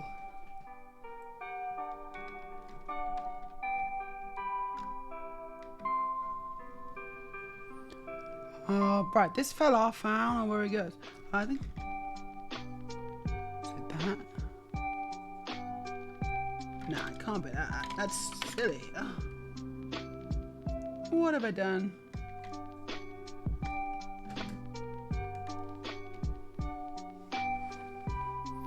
Now the roof's fallen off. Everything's kind of just resting on things in this model. I don't know.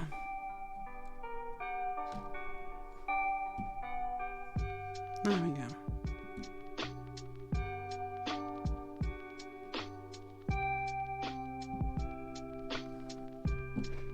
Let's get in there.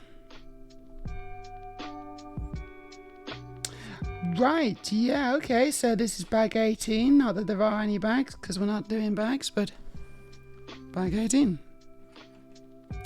And 804. Gosh.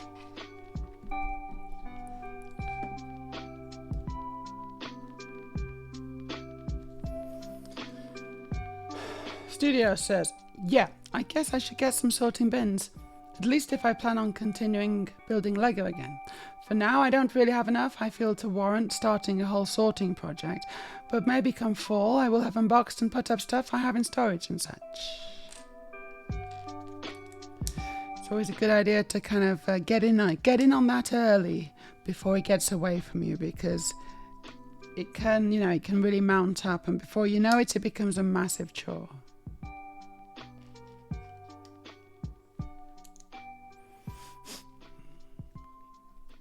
Aurelia says, yeah, the democratic issue of all available options treat us like garbage. Isn't that wonderful? It's brilliant choices.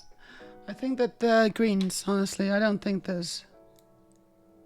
Like, if you're trans, it's a no-brainer that Greens are the only ones who are actually kind of treating trans people with any sort of dignity. Now, obviously, Greens may not be able to win in your area, so you may consider doing a tactical vote, and obviously that's up to you. But if Greens are at all popular where you live, then I would highly recommend voting Green. If you're trans. And even if you're not trans and you just don't want to, you don't want to be horrible to trans people, that would also be nice. Wouldn't that be nice?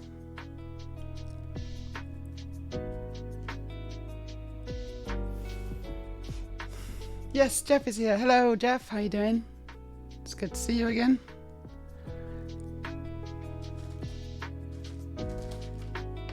Jeff's just back from holiday. Did you have a good time? MJB's here. Hello. If the alien was taller, JKR would refuse to speak to them because they have no genitals. Yeah, she'd be like, show me your genitals. That's the main question that she would like to know about the aliens, I suspect. Yeah, there's so many things you could ask the aliens. So many things, so many incredible. So please tell us about your culture and your planet and where you came from and your technology and your philosophy and your history. And instead of all that, JK would be like, what's in your pants? Which toilets do you use? I think that would confuse the aliens. I suspect that's maybe why the aliens are avoiding us, to be honest. Bad vibes. I wouldn't want to go to a planet that does that either. Like, if you're going to expend huge amounts of energies and resources on flying to another star system and visiting another world, you probably want to pick a better one than this, to be honest. It's not the best.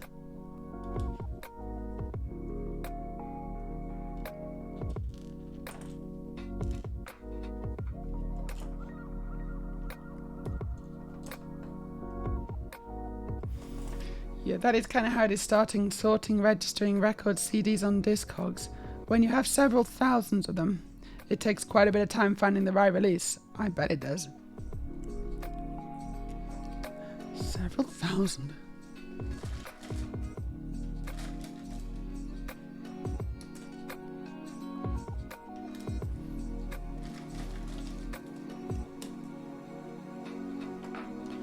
That's a lot of music.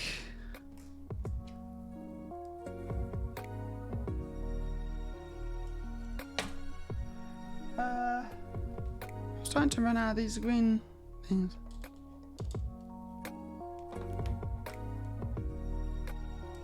That can't be right.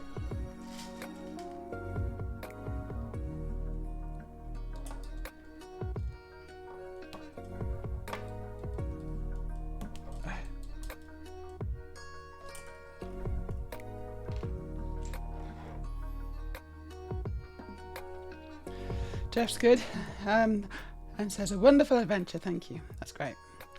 I mean, I am at times horrible to you, but only temporarily, and usually because you're being a meanie.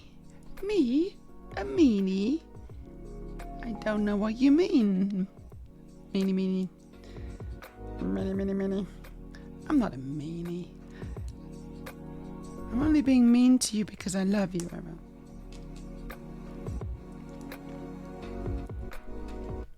It's just my way of showing affection.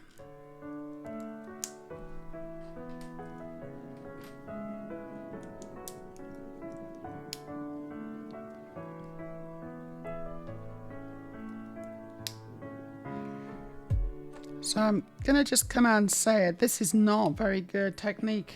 The way they've designed this, I'm not impressed. It's actually quite weak. I'm a little disappointed with the design of these branches.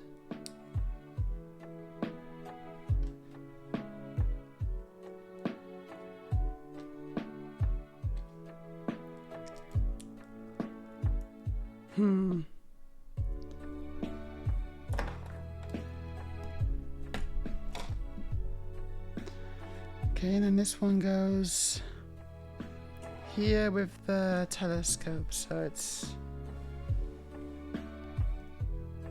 this one?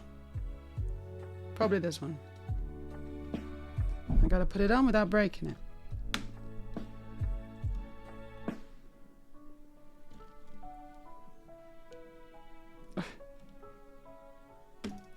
Okay, good.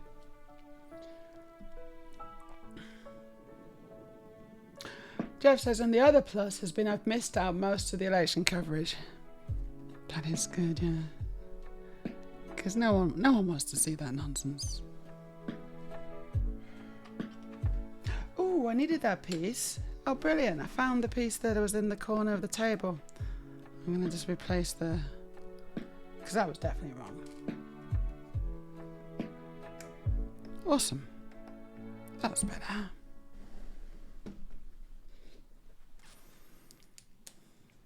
And you've already voted anyway because you have a postal ballot. Very good.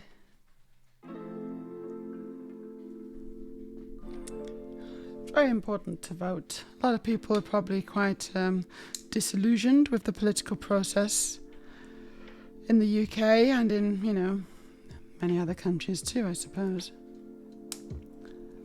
But you should definitely vote. Like maybe there's not the perfect political party out there. Of course there isn't. Goes without saying, doesn't it, really? In fact, most of them are terrible. But you still got to vote. You still got to pick the least bad option.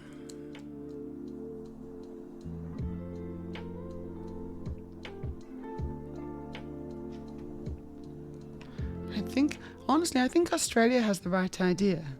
Because in Australia, everyone has to vote. Like, I think if you don't vote, then you get fined. And I honestly, I think that's a great idea.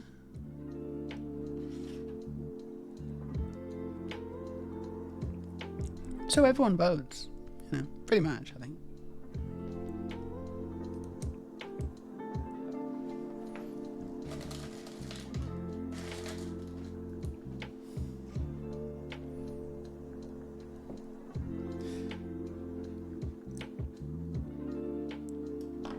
I mean, I don't think it's necessarily fixed all the problems in Australia as far as the politics goes, but that idea itself is actually something I quite like.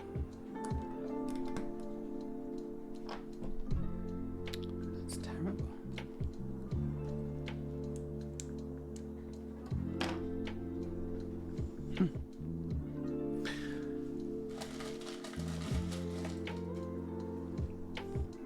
Right, I've run out of green...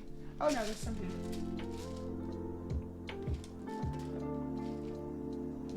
These green branches.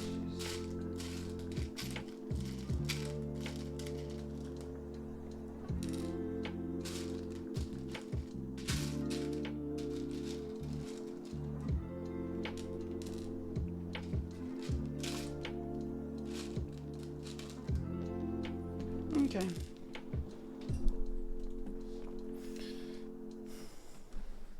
I can't see for my tree. I miss when election coverage was about what the politicians planned to do for the people, rather than which other politician they had the most negative trash to say about. Yes, when politics was a little bit more respectable.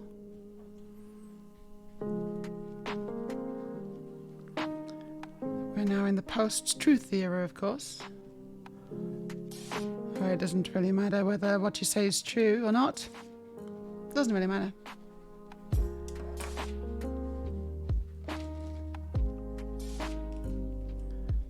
That means that generally politicians don't feel too bound to tell the truth. It's like, oh, brilliant! So I can just lie now.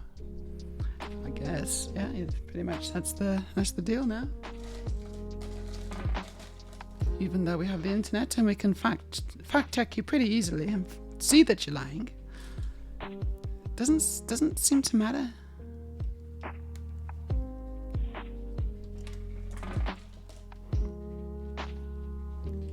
A perfect example of that is Nigel Farage.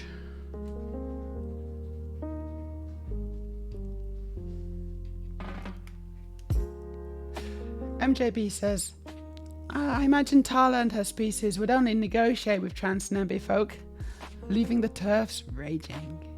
They would declare a new world order and put trans people in charge, leading to world peace and free hormones for all. What an amazing future you've just dreamed up there. I love it. I'm on board, okay? I'm in. Take my money. Hold on, do you need money? Do the aliens need money? They can have my money if they need it. I don't know. Maybe they don't need it. They can have it anyway.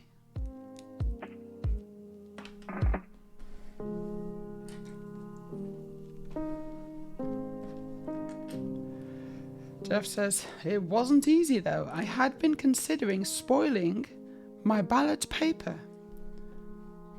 Why would you spoil it? Like surely what's the point of spoiling it as opposed to just not voting?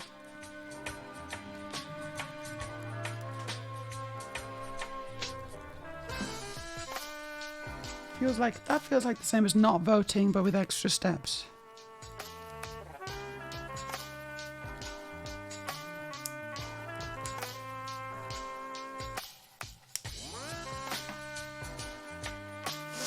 Aurelia says, in my opinion, there should be a none of you option on the ballot, which still got attributed seats. So anyone who went to vote and just didn't have options they were okay with could vote for empty seats. Of course, empty seats would abstain from any vote, and since, at least in Denmark, you have to get 90 votes out of 179 seats for a thing to pass in Parliament. Yeah, I don't know about that. It seems a bit strange. It's like...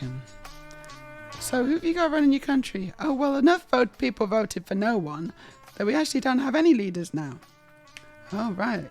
Gosh, I guess that must mean that you're in a pretty sorry state. Actually, no, the country's doing really well. We're in a better than ever state.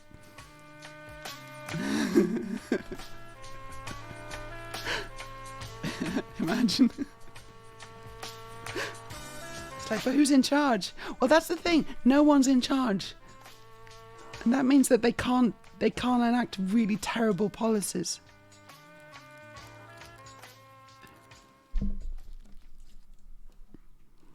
So even though we can't make progress, we also can't, make anti-progress. We can't go backwards. We can't, we can't have MPs funneling all the money to the Friends. It's wonderful. Now the country's in really good shape now.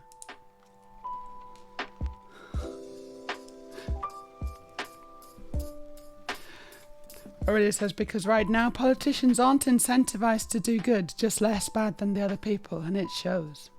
Was it Switzerland that survived a fairly extended period recently with no government because no coalitions could get enough seats to take government? I don't know. Was it? Does anyone know about that? Sort of what I'm saying, isn't it? I mean, I was joking, but also it would not surprise me. I mean, that would not surprise me at all, to be honest.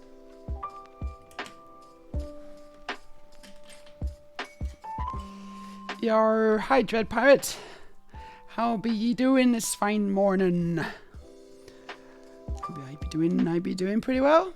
Pretty well. It's early evening for me, of course, and I'm extraordinarily hungover. Pride party last night. Sorry, not last night. Well, yeah, last night, but it started in the afternoon. It was a bit messy in the end, due to no fault of my own. I didn't know. I mean, people kept buying me drinks. What was I going to do? I couldn't be rude. And say, oh, no, I don't know. I don't want to drink. No, thank you.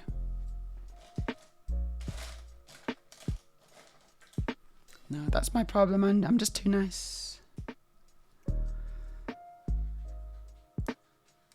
I'm just a girl who can't say no.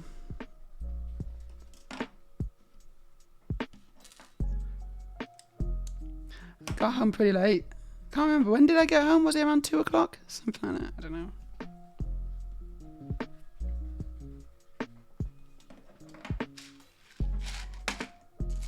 And I just can't get away with that stuff anymore. I wish I could, but I can't get away with it.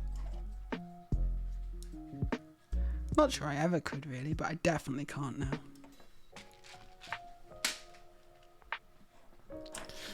Yeah, okay, so the point for me would be being able to register a protest, e.g. writing trans rights or human rights. Yeah, okay, I get it. Yeah. Cool. And trans rights are human rights. That is absolutely true.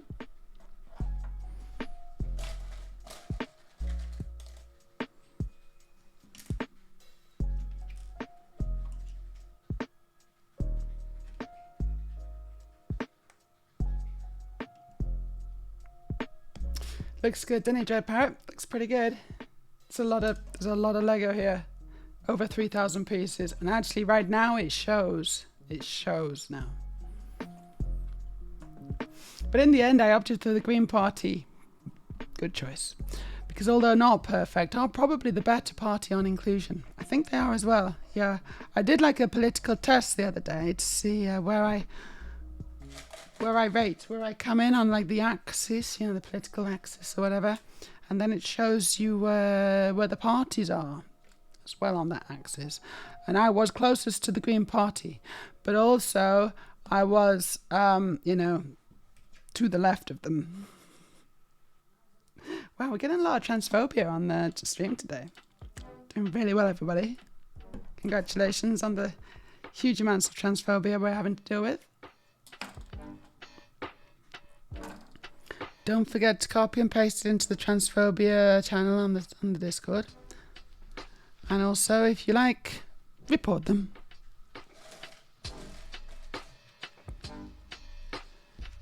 It's always nice to pay it forward, you know.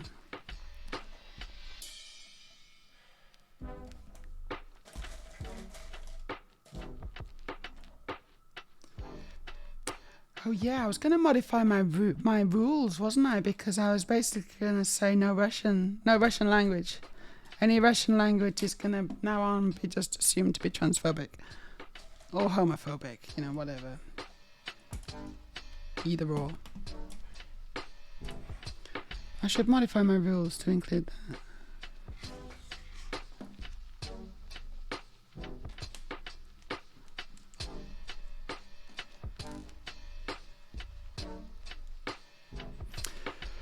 I'm in the future. Exactly, I'm in the future, Dread Parrot.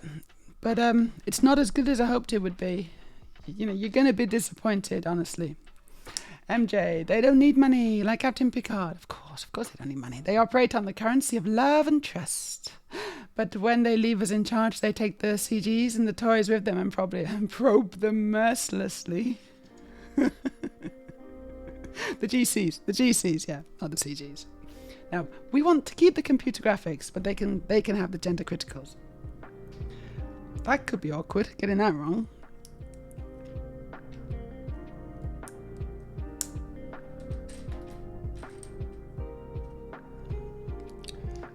I just think films nowadays, they use too much GCs.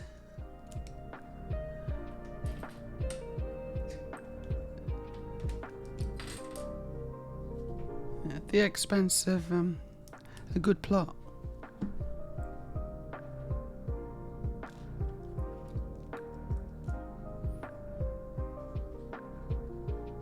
Oh, okay, it wasn't as late as I thought. I was home a bit before midnight. But then I didn't go to bed, did I? That was silly of me. I didn't go to bed. I should have done.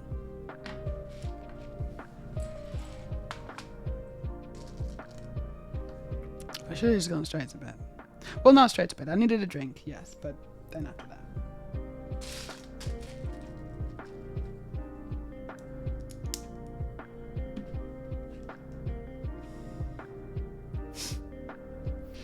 Ariel says, I think it is theoretically possible to say no to drinks. I don't know if it's just a theory or if anyone has actually managed it. No, I think it is theoretically possible. I think I saw it on a film once. Someone did it. I don't know.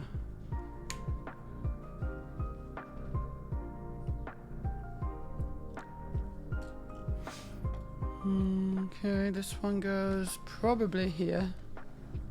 I'm guessing it just goes here. Ah.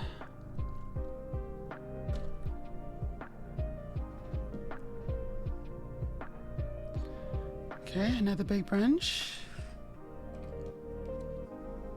Look, it's kind of coming up, you know?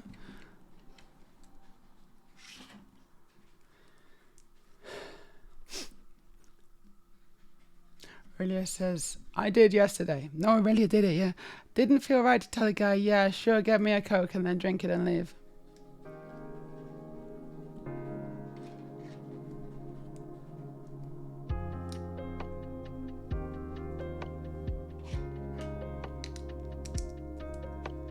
Thank you for copying it.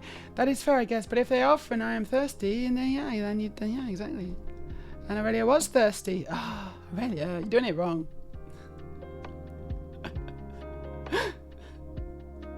Hold on. Yeah, Freya says all this, yet they're defending one of theirs for doing what they accuse us of.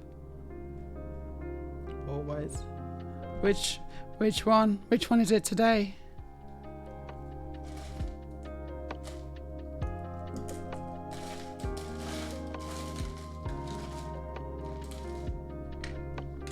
Is it the streamer you're talking about? Or what's his name? Dr. Disgusting or something? I can't remember.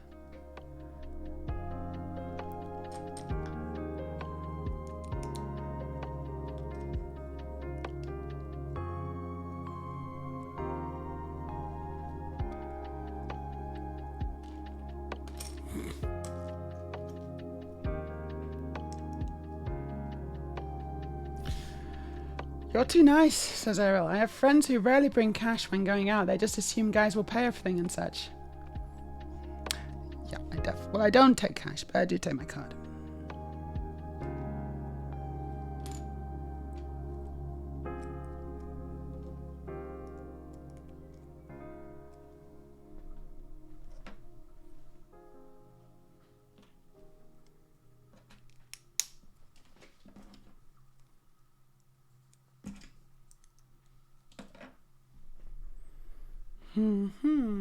It's basically the same as before.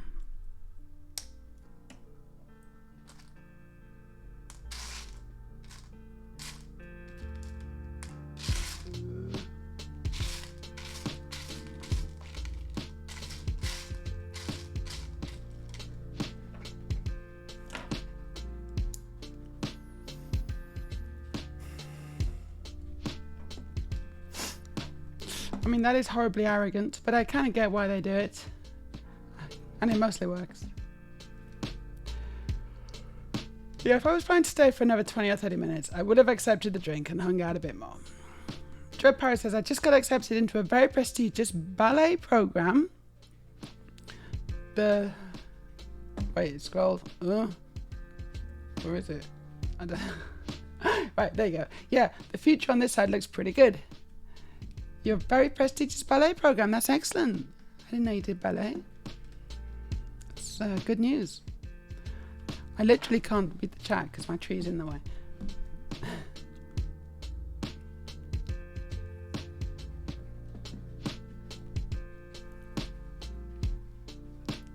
I think that slip up is a sign I should leave the alien fantasy now. Back to reality. Oh no. Yeah, no, I don't recommend it. I would stay in the fantasy. It doesn't matter about the slip up. Stay in the fantasy. It's just nicer. It's a nicer place to be.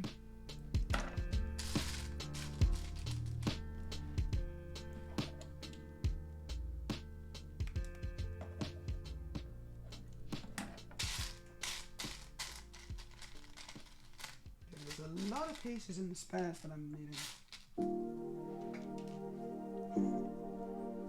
I don't really understand it.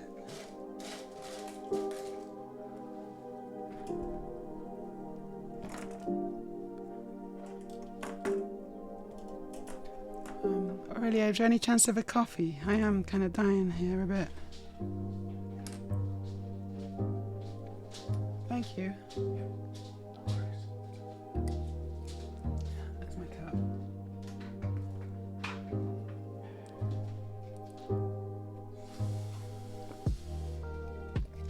Yeah, it's him in it, yeah. I don't remember his name, but it's Dr. Disgusting or something. Dr. Deplorable. Is it a doctor? I don't think it's a real doctor, honestly. He's not even a real doctor.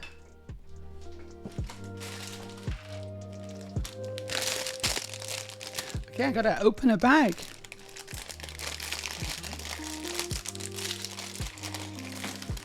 It's a new experience. I know it's a chaos build, but I gotta open a bag because Aurelia, when she originally built this, she built a bit of mixture of the autumnal stuff and the summer stuff. I have decided to go entirely summer.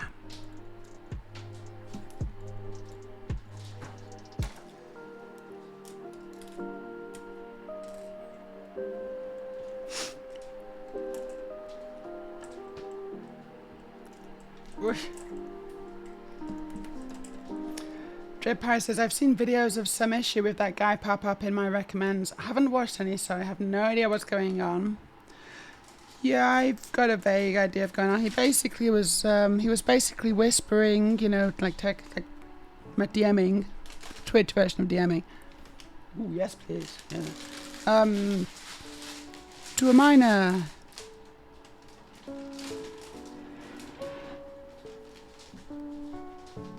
With a miner.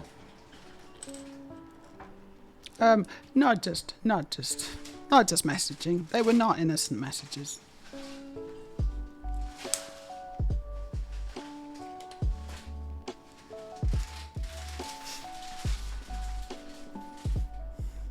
Aurelia says, personally, I think if we got invaded by aliens, a few things would happen. First, a lot of people would die resisting. It really depends on the aliens, I think. Then we'd eventually surrender. Then a resistance movement would form and learn the aliens' ways. And then eventually the resistance would kick the aliens off our planet. After stealing their tech, we might then refine upon the whole thing and go kick their behinds. Yeah, I think you've been watching too much Independence Day there, Aurelia. I kind of feel like none of that would happen. If aliens have travelled, I mean, look at the state of us. If aliens have travelled, so who knows how many light years, using technology and means that and energies that we do not comprehend right now. We have no idea how to achieve these things. I think if they wanted to invade us, then there's literally nothing we can do about it. Yeah, that's why they would win initially. No, they would win. They wouldn't be initially.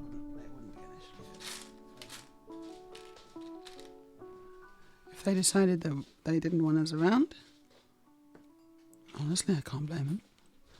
Then we just wouldn't be around. And that would be the end. That would be the end of humanity. There wouldn't be a happy ending. It would just be an ending.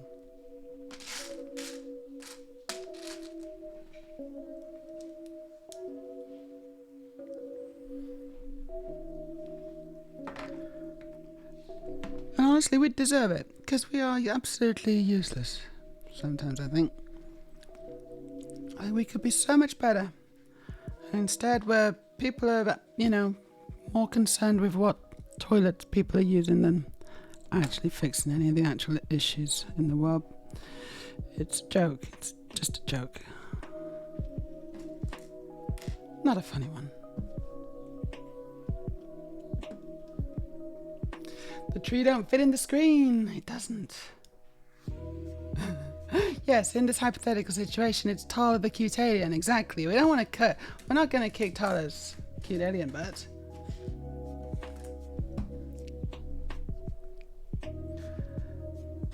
Right. So even more tree bits. Fantastic. And these are to the topmost tree bits I'm making now.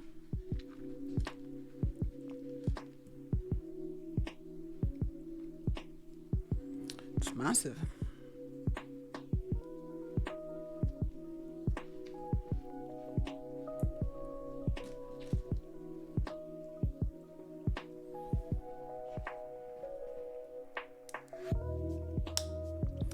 I Dread Pirate. Aliens would need to control superposition in order to reach us. Superposition. Not just a normal position, a superposition. That's like checkmate, isn't it? There when you get a superposition.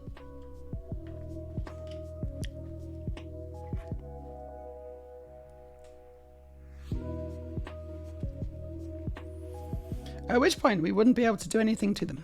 But any civilization that has reached that level of tech would have no reason to conquer or harm us. Well, that's a big assumption, actually, I think. I think that's a massive assumption. Because aliens could be quite xenophobic. And even though there's no reason for them to harm us now, it's like eventually humanity's gonna, if we can get our act together, then eventually down the line we could pose a threat to these aliens. And the aliens would know what we're like. They would look at our history and say, you know what, when any kind of branch of humanity spreads out, it doesn't usually end up that well for the people that they are encountering. In fact, it usually ends up really, really badly. It would be expedient of us to nip this particular problem in the bud straight away. Let's just... I think it's probably a good idea. For our children's sake. And again, I don't know if that's faulty logic, to be honest. I can't honestly say that would be very terrible of the aliens to do that. I can completely understand. Oh, I've messed that up. Okay, that's wrong. I put that on the wrong way.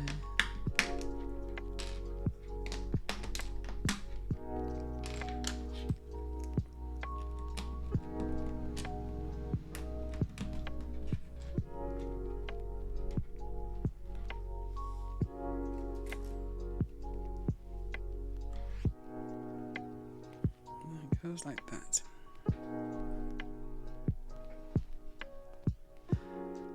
Right, so I just put this on. I have no idea which angle this is. I don't think it matters at this point. I'm just going to put it on then. Fine. Are you sure? Because it doesn't feel very strong. Yeah, okay.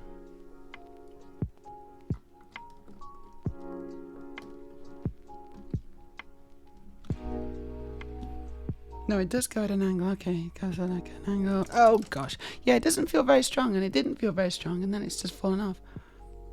I'm not super impressed with this, to be honest. Come on. Then it goes like that. Okay. Yeah. Me. Ooh. Can I get a box? What is, what do you mean what do you mean they need to control superposition? I assume you're talking about some kind of quantum terminology, quantum state.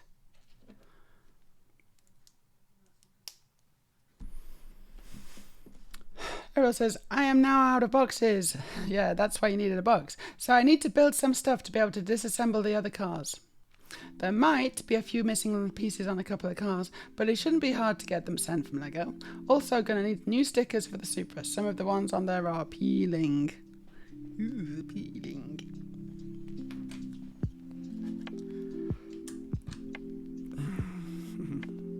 Superposition is being in two places at once, creating a hidden larger in a spatial dimension. It's sort of like vibrating really fast at specific frequencies, etc. I can't explain it here, but basically the ships would be like TARDISes.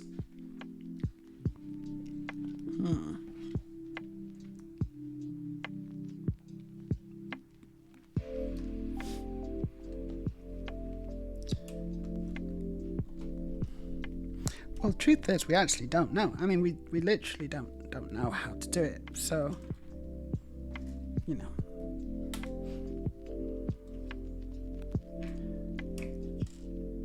Like, honestly, I'd love aliens to come and I'd love them to be peaceful. And I'd love them to be like, look, we've seen humanity. You're in a bit of a state. But we're going to help you because we are so nice. We are such good guys. I think that would be wonderful. We're going to solve all your problems. We'll sort out your global warming. No problem. We'll do that first. And then we'll do a bunch of stuff. And we'll basically, improve the standard of living of humanity and enable you to flourish and you won't be groveling in the dirt anymore. You'll be able to realize your full potential. Also, please sign here because this just basically makes sure that you can't, attack us later on in the day. That would be a breach of contract.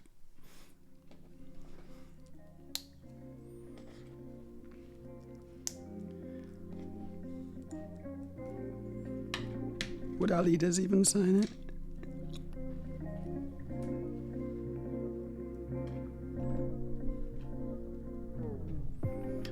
Oh, actually, that does just click on twice. There you go.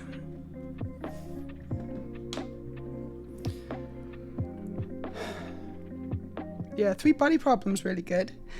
Looking at this kind of thing and then asking these kinds of questions. 3 body problem actually is quite a good TV show and book.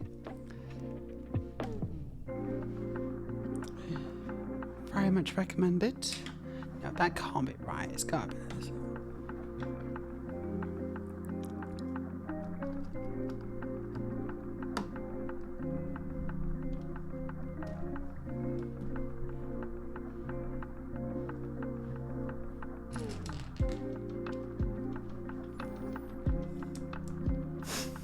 And MJ says, I dream of Tala, but in reality we get those lizards from V. Yeah, knowing our luck.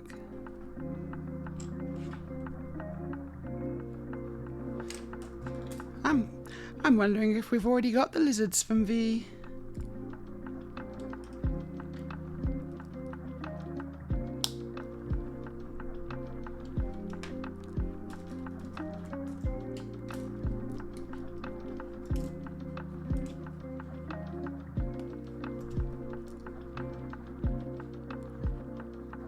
That would explain a great many things.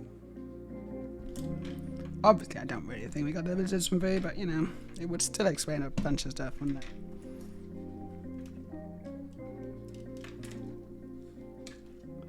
Jeff says, have a lovely evening, everyone. I'm going to work out what I'm doing for the menu at the weekend. It's a friend's 85th birthday. Ooh, and you're making him dinner? Let us know what you decide. Love to know what your menu's going to be. I think Jeff's probably quite a good cook.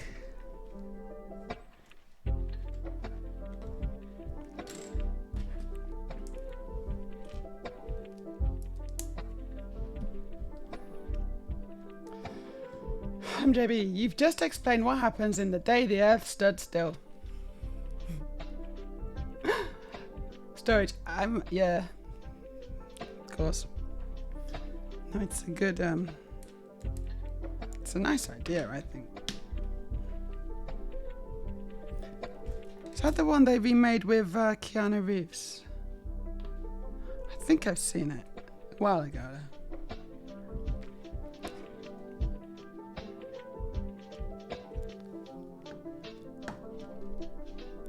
Oh, there we go.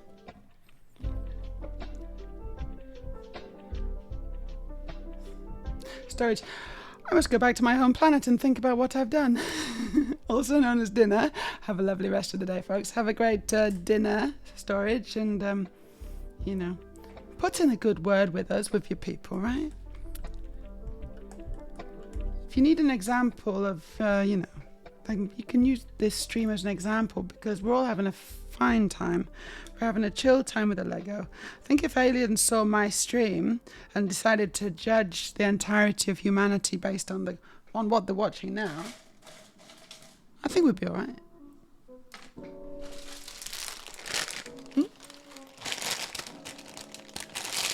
It's like, I heard these guys had a bad rap. This is fine. Making Lego, chilling. I thought they would be like a bit more worry. No. That's later.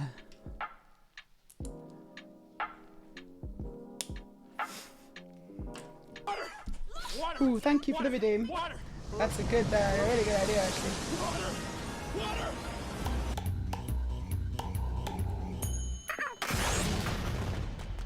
Oh yeah. I got crisps.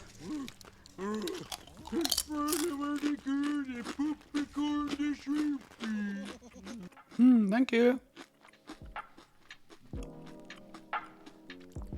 Not everyone's disappearing, Errol. I'm here.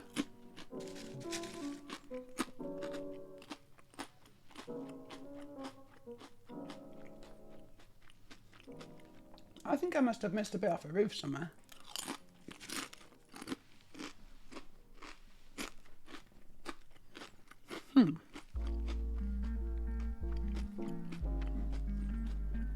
Definitely did.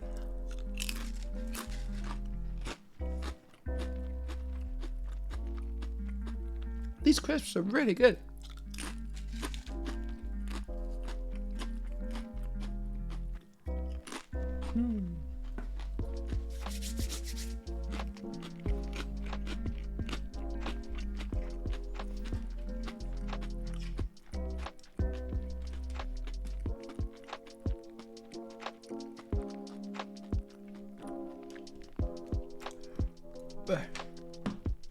But it says, aren't the lizards from V basically just the politicians and rich people making the world so bleak? A lot of people just don't want to put children into it because they don't want to put someone through that. Yeah, it's an interesting tactic, isn't it? Effective, I think. Yeah, it's like the sabotage in us, you know? And honestly, looking at our leaders, I'm like, gosh, that would actually explain so much. Like, there's no way it's real. Like, because then think about his conspiratorial thinking, but you know, our leaders are so deplorable that it would explain a bunch of stuff, wouldn't it? But no, they're just unfortunately just normal human beings. Sorry to disappoint. Sorry to be the bearer of bad news.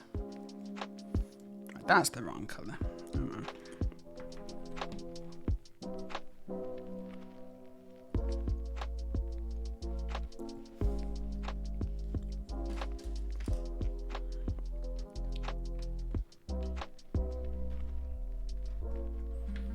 Okay, this is the last. I think this is the last branch here.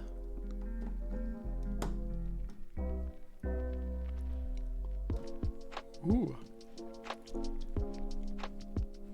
Yeah, but we're still building branches.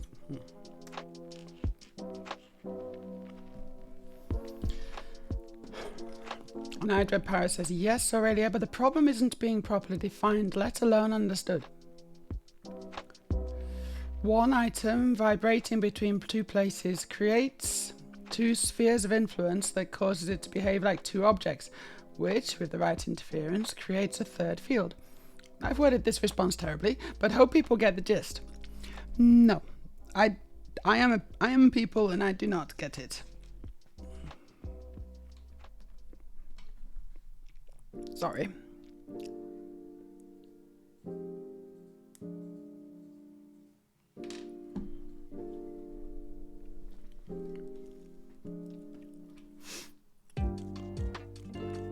MJ says, I've only seen the first one, not the remake with Keanu Reeves. Is it worth watch? I can't remember. Probably not. I mean, if I don't remember, then probably not, right?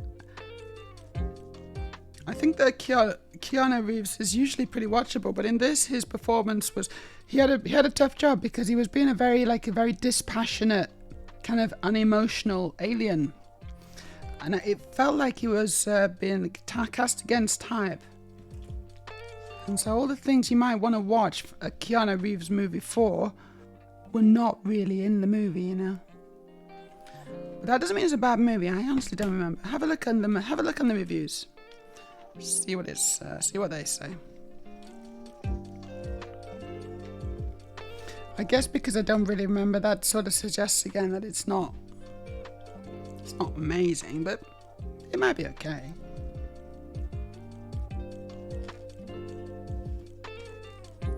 Okay, so I'm making some kind of lanterns hanging from the branches here.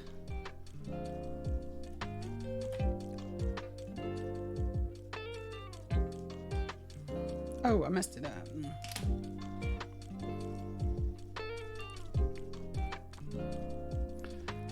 Errol but you could think of the remake of The Day the Earth Stood Still in the same vein as the remake of The War of the Worlds. Now, I think the remake of The War of the Worlds actually was quite watchable. It's Tom Cruise, isn't it? Of course it's going to be watchable. It's Tom Cruise. No, I did actually quite enjoy that one. Okay, I've got to put this... I don't know. Yeah. But that's stupid. It just falls down. Look, it just falls. Oop. There's no tension there. There's no grip. Terrible piece usage. Terrible. Nah, mate. Nah, mate. Nah. That's terrible. None of these have any grip on it. That's just not gonna work, I'm afraid. Okay, so this is bad Lego design. I mean, obviously the piece has kind of got issues. This bar has got issues, but even so, Lego shouldn't have designed it like this. This is terrible. There's no way to keep this branch up that I can tell.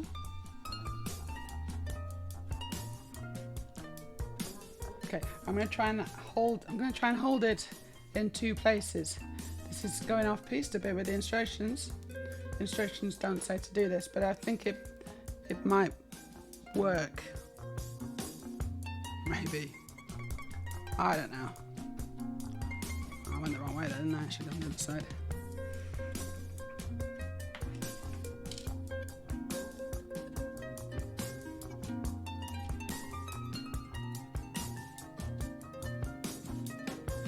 Okay, there we go.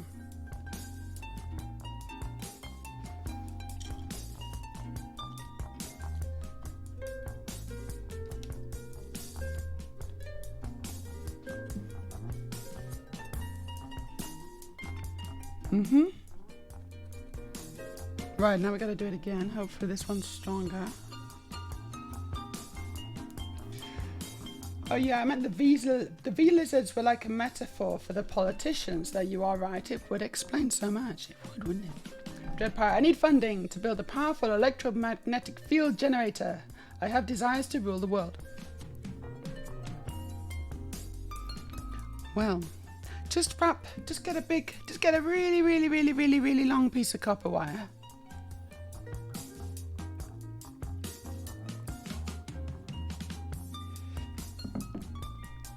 And like some magnets.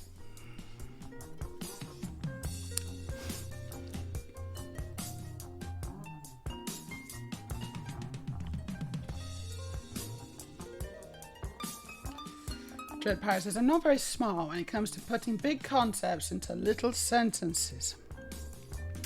Yeah, that's the real trick.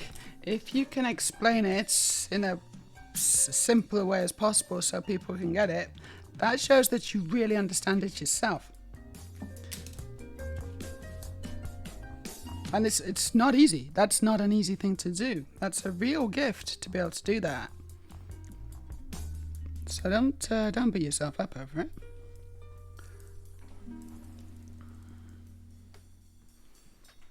Yeah, right. So where's this go? Oh, here we are.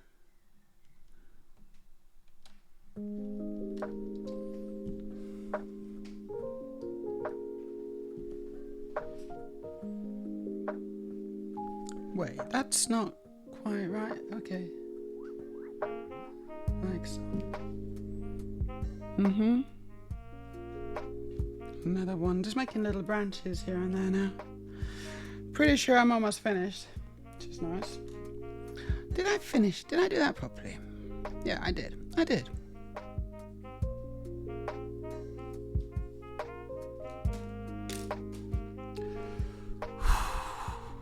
Gosh, it's hot. It's not just hot, but it's sticky as well. You know, it's like wet. It's not good. We definitely need to get a fan tomorrow. Yeah, definitely. I'm gonna work, but I think Aurelia's gonna go and get some supplies.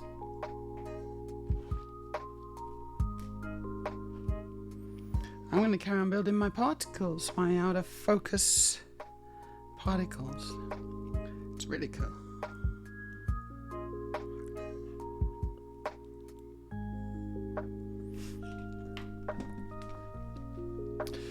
Isn't that word being ruled by disguised lizards a QAnon thing? I think it is. Yeah, it's something like that. It's very much a conspiracy. One of the kind of popular conspiracy theories. It's been going up for ages, you know. It's very silly.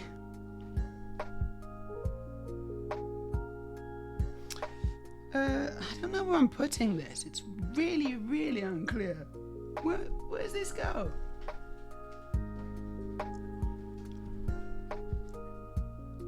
No, I can't. Seriously, what? Ah, here we go. There it is.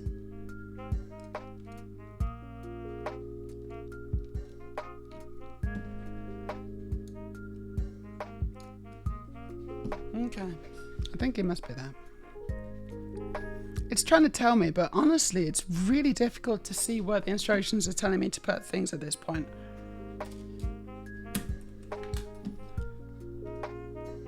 I don't think it matters that much. Like, I know I've done a few things wrong here, but ultimately you'll look at this and you will not see it. Gosh, where's this go? Somewhere down here.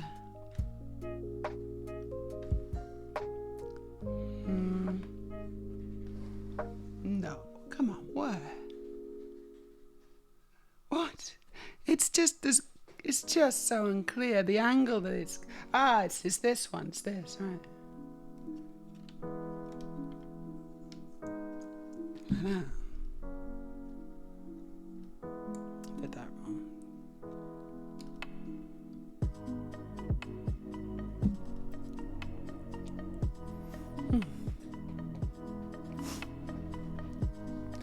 Errol says, I feel that some of the fancy new ways to build Lego isn't always the best way to build Lego. Some of the speed champion techniques are very smart and interesting, but at the same time, a few of the things you put on don't feel properly fastened. They're not strong builds. Wow, this is an interesting talking point that Errol has brought up and that I've sort of been alluding to as well on this model.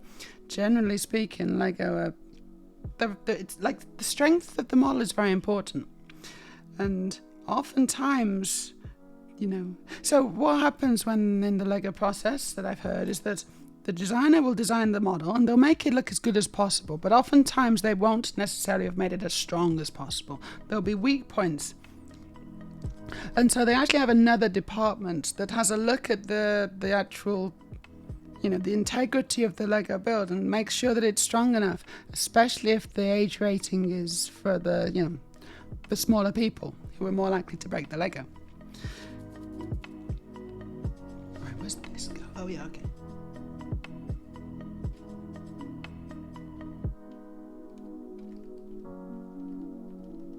Now this is an 18. I'm assuming this is an 18 rated set. I can't imagine it being anything else at 3,000 odd pieces. So it's possible that they've not been too worried about the strength of the model because they know it's geared towards adults. But I don't know. I think there's a bunch of stuff here that could have been improved at no extra cost to the aesthetics.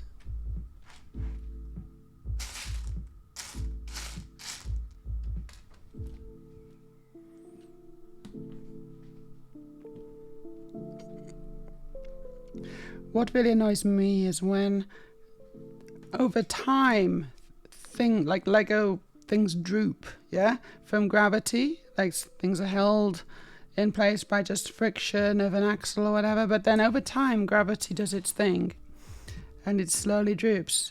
And then eventually, and you push it back up, and then eventually, after a little while of this, you push it back up, and then it doesn't stay up anymore because the Lego itself has become,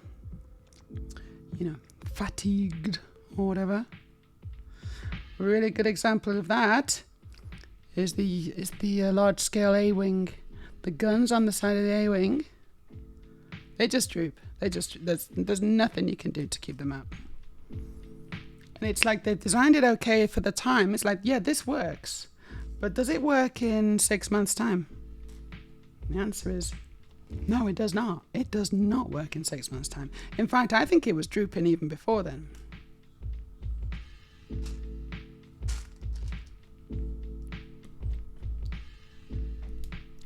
Another lamp.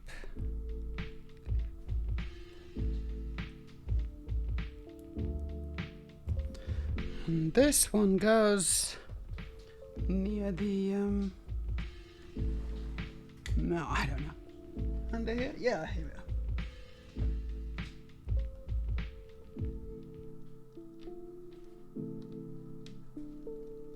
Whoa, that's awful. What?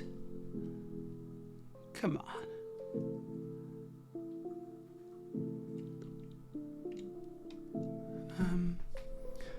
Okay.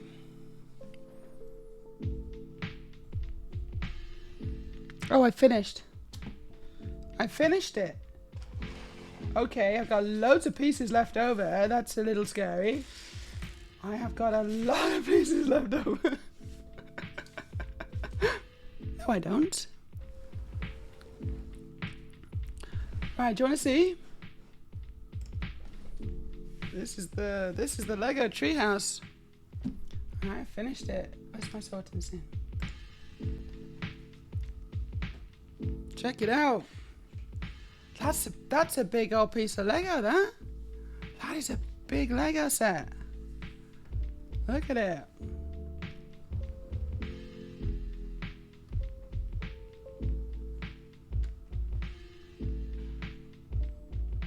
It's really good. It's really good from every angle as well, actually. There's something going on everywhere.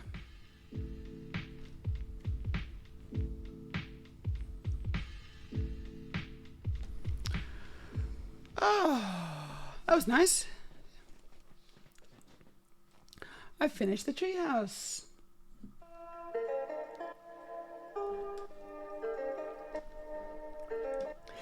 Let's catch up a chat.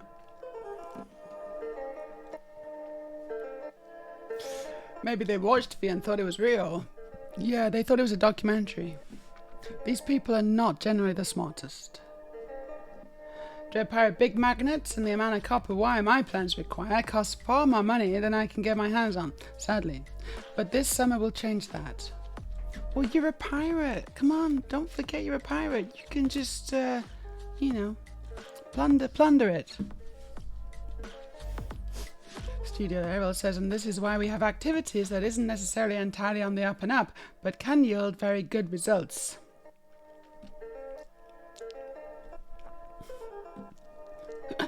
You need coffee.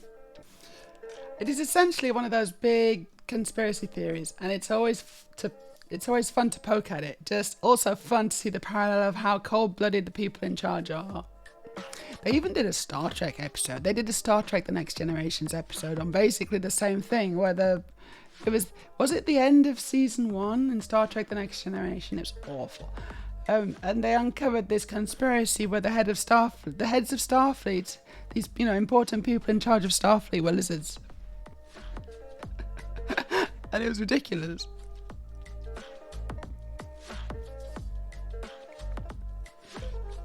I feel that many sets are more display pieces than play pieces, which is entirely fair. And the city sets are still mostly solid. It is a difference between building for display purposes and building for play purposes. I suspect that Lego have different kind of requirements and processes for both kinds of set. I've not built this guy. He's like the police. He looks like a Mountie. He's like the policeman of the treehouse.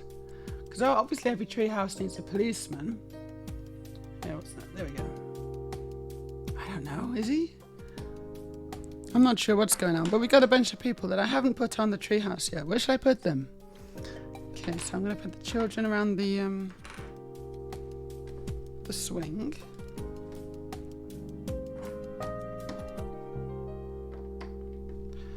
And then we got... What are they about the others? I don't know. I think they can be at the picnic. table.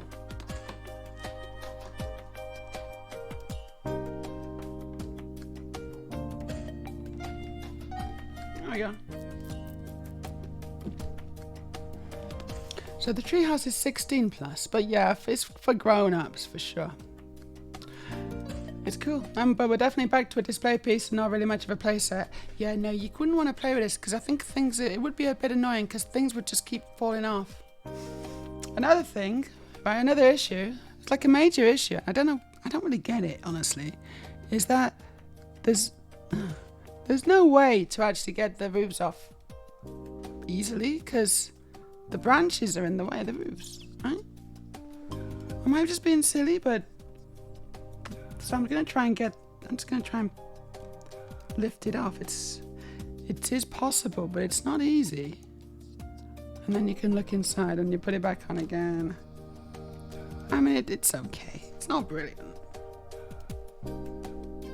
That's just because of the design of the tree, which is my least favorite part of it. The tree itself it looks a bit odd. It doesn't really look very treey. It looks like a tree that's been cut off here, and then other branches have grown out the side. But it's not quite right, you know, it's not quite right. There's a lot of nice details. I really like the steps and things, the twisty steps, and the base of the trunk is quite good. The stream is great. Really like this little stream here, that's nice. I like the blue roofs. I like the colour scheme of the blue and the brown. It's really nice. My least favourite part is the tree. It just feels kind of homogeneous, you know? It's just a kind of they needed to do more of a statement with the shape. They needed to say this tree is this shape. It's got this main trunk coming off. But instead they didn't do that. They just said, okay, we make a bunch of the same elements over and over again, and then you stick them on uniform places around. And I'm like, no, it's not. What kind of tree is that? I don't know. It's unlike any tree I've ever seen. It's definitely not an oak tree. And an oak tree is the best tree for a treehouse. I'm going to go and just put it on my shelf. I'm going to see if I can get it on a shelf somewhere.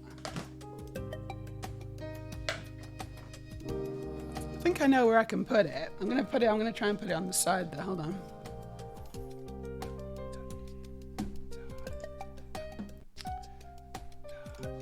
Right, you should be able to see it now. Let's hope I don't drop it. Oh God, it's really quite heavy actually. Wow.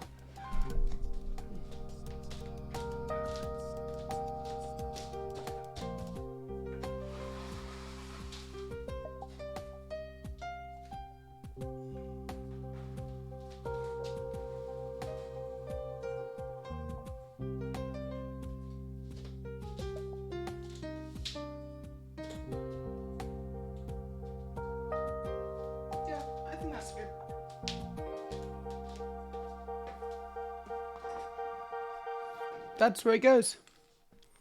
I've put it here. It looks small now. It's not small. It's massive.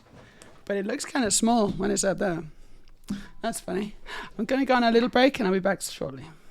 Usually, disabled wheelchair user. We got some people dancing and doing some karaoke actually. And I don't know what this is. Oh, it's an arcade machine. Some arcade machines as well. Fantastic. You know what, my girls would love that. My girls would love that set. Oh, it looks really nice from the outside as well. It's quite nicely designed there. Oh my God. Right, okay, let's just press some buttons. There it is. But it's a common problem in the transgender community. Substance abuse and alcoholism. You know what? Because our lives aren't always that easy. In fact, the general rule is our lives are not easy.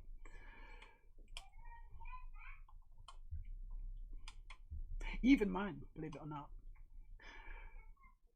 Felix says, I'm currently in the process. She is totally unable to accept more than 2 weeks with me at a time. Not sure what. But that's good. I'm not going to dwell on the persons who said no. I'm not going to dwell on that so much. Like a lesser person might be like, right, who the fuck was that? Hands up. Who said no? But I'm not that person. I'm not that person. I'm bigger than that. So I'm just going to let it slide. I'm just going to let it slide. I'm not even going to think about it anymore.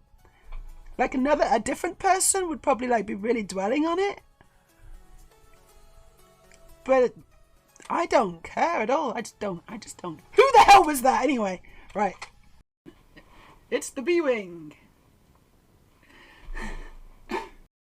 Barring any disasters.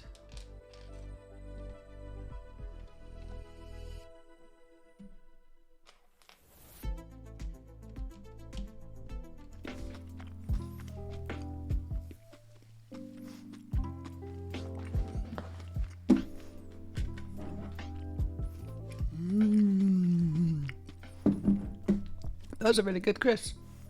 Sour cream and onion. I think that's what they are. The sour cream and onion.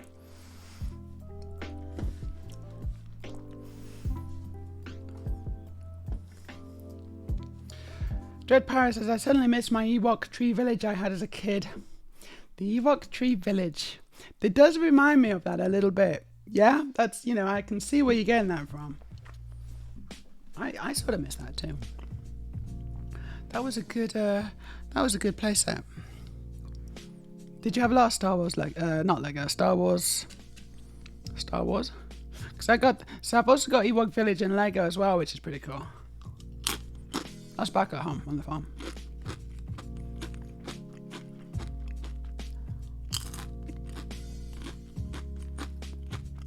Oh, hey, Biglet. Biglet says you can take the entire top off. Oh, okay. All right, that makes more sense. Then you can get into the roof. Yeah, okay. Cool. I didn't realize. Dread Power says, looks awesome. I would play with that as a kid. And you'd break it as a kid if you did as well. Yeah, so you do have access to inside the roof, inside the little huts. It does become more playable. Although, again, it's for 16 plus, so I'm not sure who's going to really be playing it.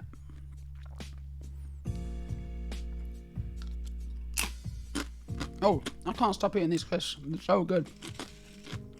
I'm going to take a mouthful and then I'm going to stop.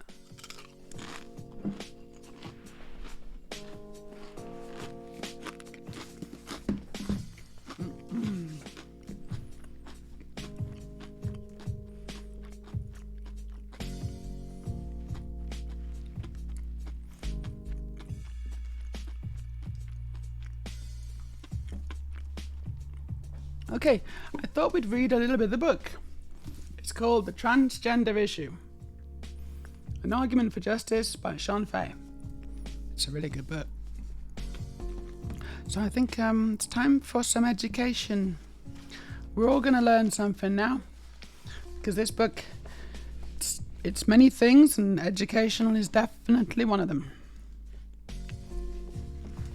We're still early on in the book. It's quite a big one. I'm not sure I'm going to finish it, to be honest, on the stream. We'll see.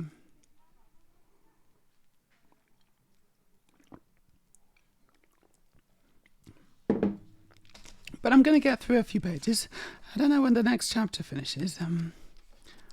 Still a little way off, maybe. The next chapter sounds good, though. It says it's called Right and Wrong Bodies. That sounds like a good chapter. Okay, I am going to finish the chapter today. Fantastic. There's not that much to go through. And then I can get on to Right and Wrong Bodies, which is on page 64. I'm on page 48 now. We can do this. Okay, let me just going to turn the music off.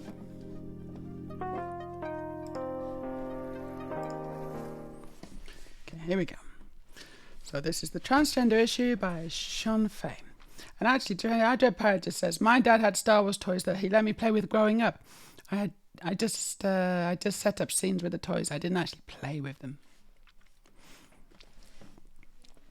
Sounds fun. Robin's description of a trans movement conceived as being for and run by white people, when in fact it is predominantly trans people of colour who are experiencing homelessness at disproportionate rates, raises the question of priorities in the political movement for trans liberation.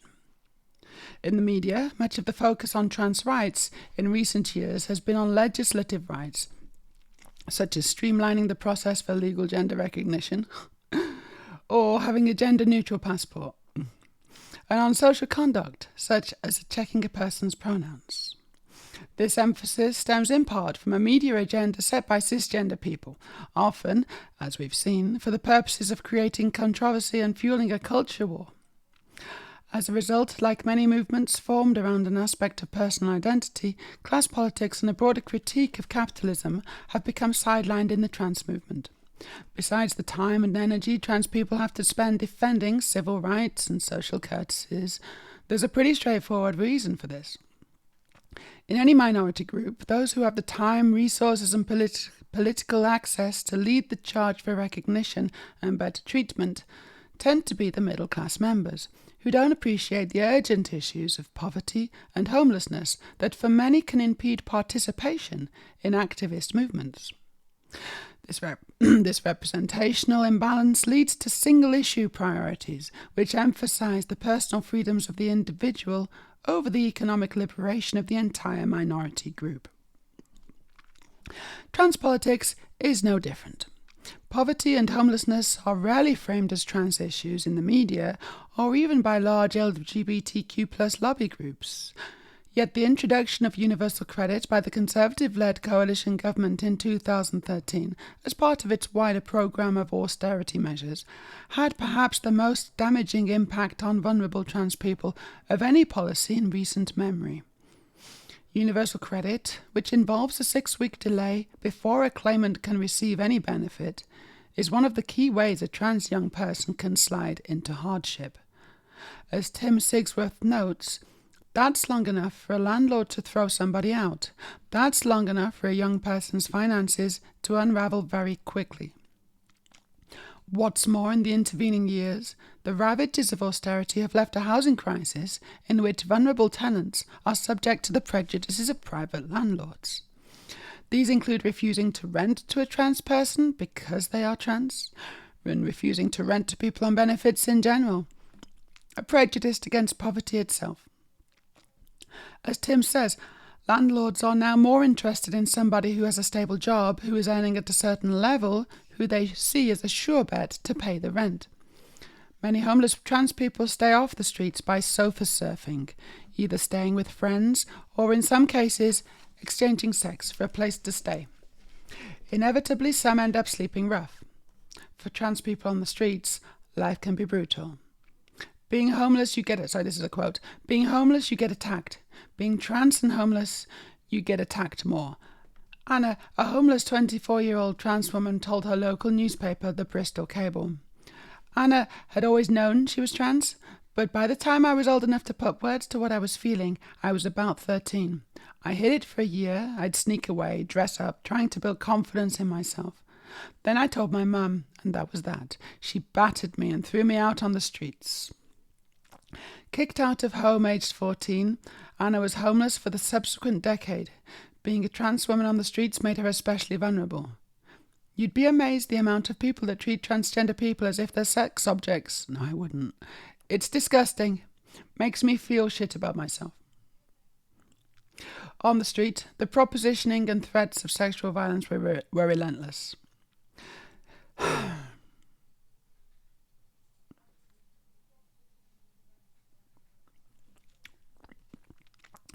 I mean, the thing is, this is a quote. This is real life. This is what's happening. I don't know exactly. I don't know. It's like, this isn't to be taken lightly, and I think we need to just directly quote from the book because this is important issues. So I'm just going to do it. So this is a quote. Do you want to come and suck my dick? I'll give you a place to stay for the night if you give me some. I'll pay you 60 credit if you give me a blowjob. That's the value people hold on us. It's worse because I'm homeless and vulnerable. People have tried to rape me.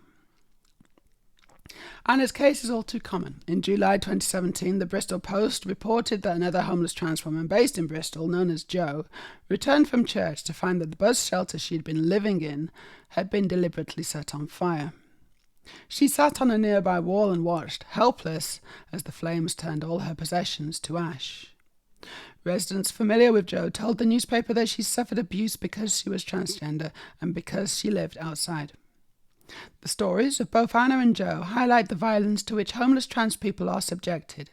Despite this, many feel forced to remain on the streets because of transphobia in mainstream homeless shelters. Quote, "They need to set up an LGBT hostel. They won't put me into a male hostel because I'll be attacked and other things could happen. But they won't put me into a women's hostel because I'm still equipped," Anna told the Bristol Cable, describing once again how the gendering of services allows many trans people to slip between the cracks. Change will only be brought about by bringing class politics back onto the political agenda. This would mean, for example, incorporating a broader criticism of universal credit, the lack of social housing, and the unchecked power of private landlords into the heart of LGBTQ+ and trans politics. Action on trans and wider LGBTQ+ homelessness is desperately needed, and one group of activists in London is rising to the challenge. The Outside Project, launched in winter 2017, is the UK's first dedicated LGBTQ+ homeless shelter. Originally consisting of a 12-bed tour bus bought through crowdfunding, the project now has local authority grant funding and a fixed home in a former fire station in Clerkenwell, which doubles as a daytime community centre for the LGBTQ+ groups. On the eve of Pride in London 2019, a hot July evening, I was given a tour of the shelter by the project's campaigns manager, Harry Gay. Harry Gay, brilliant name. The Outside Project, he explains, was set up by a group of people who worked in the homeless sector in mainstream services. They were seeing lots of people from across the LGBT spectrum coming in and then struggling in mainstream shelters, Harry tells me. There are housing charities, but there was nothing really there for people that were in crisis. Music is blaring and the atmosphere is buzzing as we walk through the yard outside. Guests and volunteers are spray painting signs and banners for the march the following day. Inside, it's equally lively. The slogans on the project's placards are unabashedly radical: solidarity with LGBTQ+ migrants and abolition of borders, demands for housing and an end to capitalism. Earlier that day, I had watched Harry on national television arguing that Pride had become too commercialised. The Pride in London organisers, he said, seemed more preoccupied with the Outside Project's radical image than the important work it does. I ask Harry if he's a socialist. Yes, absolutely, he says. What about the project? Well, everything that we do is, yes. I think otherwise, if activism is just liberal, it's just all marketing ploys and it's all about increasing capital and nothing is actually to benefit the community. In particular, activists at the Outside Project see themselves as offering a critique of mainstream LGBTQ+ campaigning, which does focus on corporations and the middle-class experience. We can work from the grassroots up and look at the needs of the guests, Harry tells me. I think the movement, at the moment, is all about workplace inclusion policies and the celebration of workplace inclusion, and that's great, but it's completely overlooking people that have been left behind in the movement, like trans people and those who are homeless. Our line is that we don't need a workplace inclusion policy, we need housing. That's what we say when anyone says, "Don't you think that it's great that this organisation has gender-neutral toilets?" Yeah, sure, but that should be a blanket rule anyway. Harry says his political stance arises from looking at the root causes of the guests' homelessness. Quote, an employer having an inclusion policy is fine, but what about 0-hour contracts and minimum wage? They're the reasons that people do end up in contact with our organisation. It's a working class issue. Those are the people that are going to end up in our shelter. The shelter itself has 13 spaces. Sometimes people stay just one night, sometimes they come and go sporadically. Some stay for long stretches. The aim is usually to get guests into longer-term housing, and in this the project works with Stonewall Housing, a more traditional LGBTQ+ housing charity, completely separate from the Stonewall I have previously mentioned, both taking their name from the Stonewall Inn in New York City. Harry says the Outside Project is fulfilling a critical need. Quote, I guess the best thing about the shelter is that in a mainstream service, guests will be fixated on their identity and whether they need to conceal it, because of homophobia and transphobia from staff members and other guests. But here we just focus on housing. It's a space where everything else can just be normal. It's pretty cool. I'm just going to have a drink.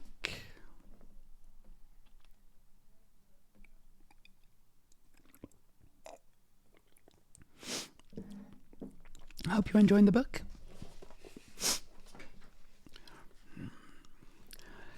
Already it says, one of the reasons I want to build that small farming commune somewhere, to be able to provide safety for trans people who have nowhere to stay. I know it's a pipe dream, but it is still a dream. It's good to have dreams, or really it's good to have dreams. It's better to have dreams than not have them, right? Hey, Laura Skywalker. Welcome to the book. We're reading The Trans Agenda by Sean Fay. It's a very good book. As with the larger charities, Harry tells me that trans people, mainly trans women, are overrepresented among their guests. There's a couple of things that are extra traumatic for a trans person on the streets. There was one guest staying with us that had to go back to presenting as male on the streets because of safety. She was a trans woman. When she would come and stay, it would just be for a few days. She could take to settle back into herself and present how she felt most comfortable. Addiction and sex work are reasonably common among trans guests. The Outside Project seeks to take a less judgmental or prescriptive approach than other services. Quote, if people do turn up and they're high or they're drunk, that's fine as long as they don't bring it in with them. Because a lot of shelters will just say no, but then they're out on the streets. We know some trans guests rely on going out and doing sex work to survive, and they don't have to hide that. We will always accept people. The Outside Project is a genuinely inspiring example of grassroots activism benefiting the trans people who are most vulnerable, and I find myself agreeing with Harry that the wider movement, particularly those parts that have the ear of government and the media, seems to have forgotten them. Sadly, it is the only service of its kind in the UK. Most trans people living on the streets are still struggling with services that weren't designed for them.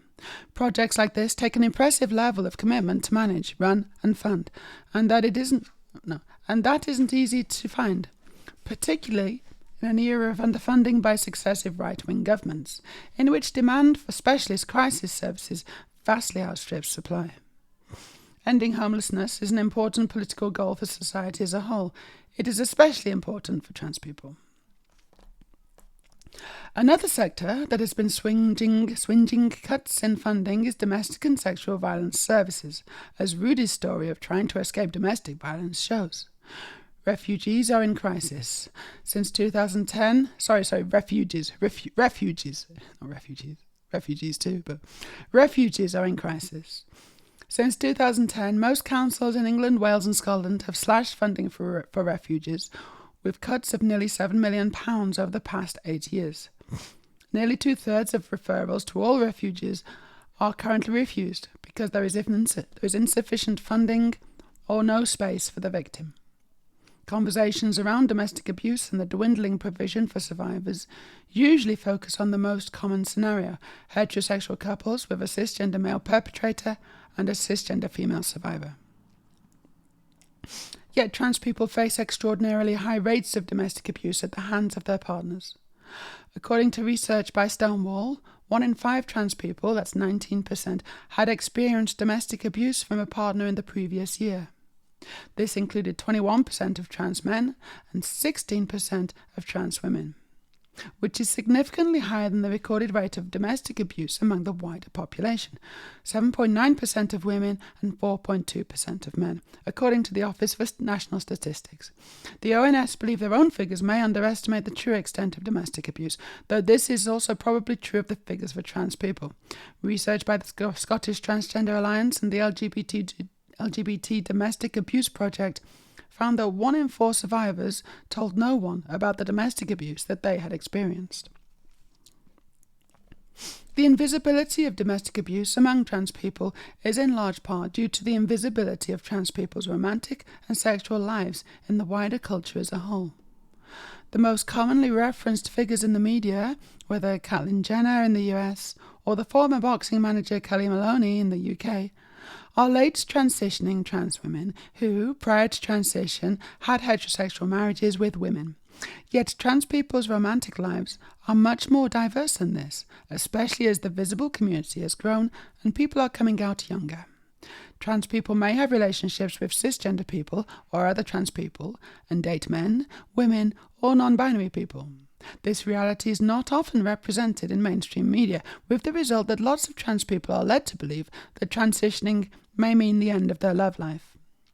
At one point I was one of the many trans people who believed, incorrectly, that I would be fundamentally unlovable to anyone who knew I was assigned a different gender at birth.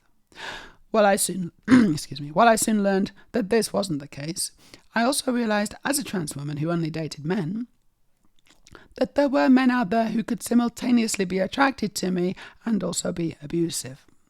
This was particularly apparent on dating apps, where I was always open about being trans. If men initiated messaging and I declined their advances, it was not uncommon to receive a torrent of misogynist and transphobic abuse. Online, you can simply block a stranger who exhibits such malicious behaviour. Real-life domestic abuse, however, is often insidious and incremental, with the abuser creating a sense of dependence in the abused while eroding their self-esteem. The negative messages trans people receive from society about their bodies, their desirability as partners, and their worth as individuals can make them especially susceptible to emotional, sexual, and physical abuse by partners. According to Gallup, the LGBT plus anti-violence charity, while trans and cis people may face similar patterns of abuse, many trans survivors also face specific forms of abuse related to their trans identity. Perpetrators might withhold medication or prevent treatment related to the victim's transition, refuse to use correct pronouns, and prevent the victim from telling other people about their trans history or identity, or convince their partner that nobody would believe them about the abuse because they are trans. Trans people's higher rates of unemployment and lack of contact with their birth family also minimize potential escape routes from such situations. Globally, cis male intimate partners or ex-partners are the most common perpetrators of murders of trans people, particularly trans women. These include in the UK 36-year-old Naomi Hersey, who was murdered in 2018 by Jesse MacDonald, a man she met on a dating website, and 33-year-old Vanessa Santillán, who in 2015 was beaten and strangled by her husband Joaquin Gomez Hernandez. Despite this, there are currently no LGBTQ+ specific refuge services in England, and there are only 2 refuges, both in London, that provide specialist support to LGBTQ+ survivors. As with homelessness services, trans people often fear being greeted with ignorance or even hostility in mainstream services, which are highly gendered. Barriers to accessing support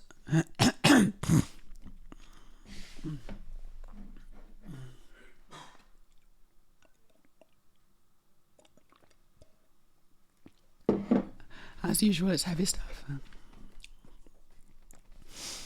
Barriers to accessing support can vary according to the specific trans person's experience. Trans men and non-binary people who are assigned female at birth may be nervous about accessing support services that are targeted at women, despite the fact that their abuse predates their transition, or their abuser still perceives and treats them as a woman, so making their experience different from that of other male survivors. Faced with disavowing their identity as men in women's services or fearing transphobia in men's services, many trans men are left without access to specialist support.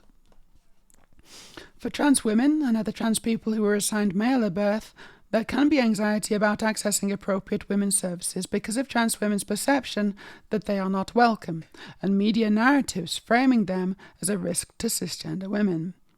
While most of the key women's organisations in the UK state publicly that they can and do support trans women survivors, hostile attitudes to trans women are still found within the sector. Quote, "Many of the women and children we work with are terrified of males. And yes, this includes males who identify as transgender." That's transphobic. One chief executive of a women's charity providing support services said at an anti-trans campaign meeting in January 2019. In another speech given at the Scottish Parliament, the same chief executive went so far as to suggest that trans women's identities were themselves a form of abuse for cisgender female survivors. Quote, "You are not offering a trauma-informed environment if you, in your position of power, gaslight traumatized women and pretend that someone that you both really know is a man is actually a woman." She sounds lovely. A February 2021 investigative report by Galdem magazine into transphobia in the gender-based violence support sector spoke to several frontline workers, many of whom had concerns about prejudice against trans women, also known as transmisogyny, also known as transmisogyny, a term to which I'll return later, in organisations supporting women escaping violence. Workers say, the report stated, that hierarchical power structures mean transmisogyny is often sanctioned from the top. Close ties between powerful names in the sector means it is hard to challenge for fear of being blacklisted from multiple organisations. One of the cited examples of such transphobia occurred when workers were trying to set up a new helpline for clients at a women's service.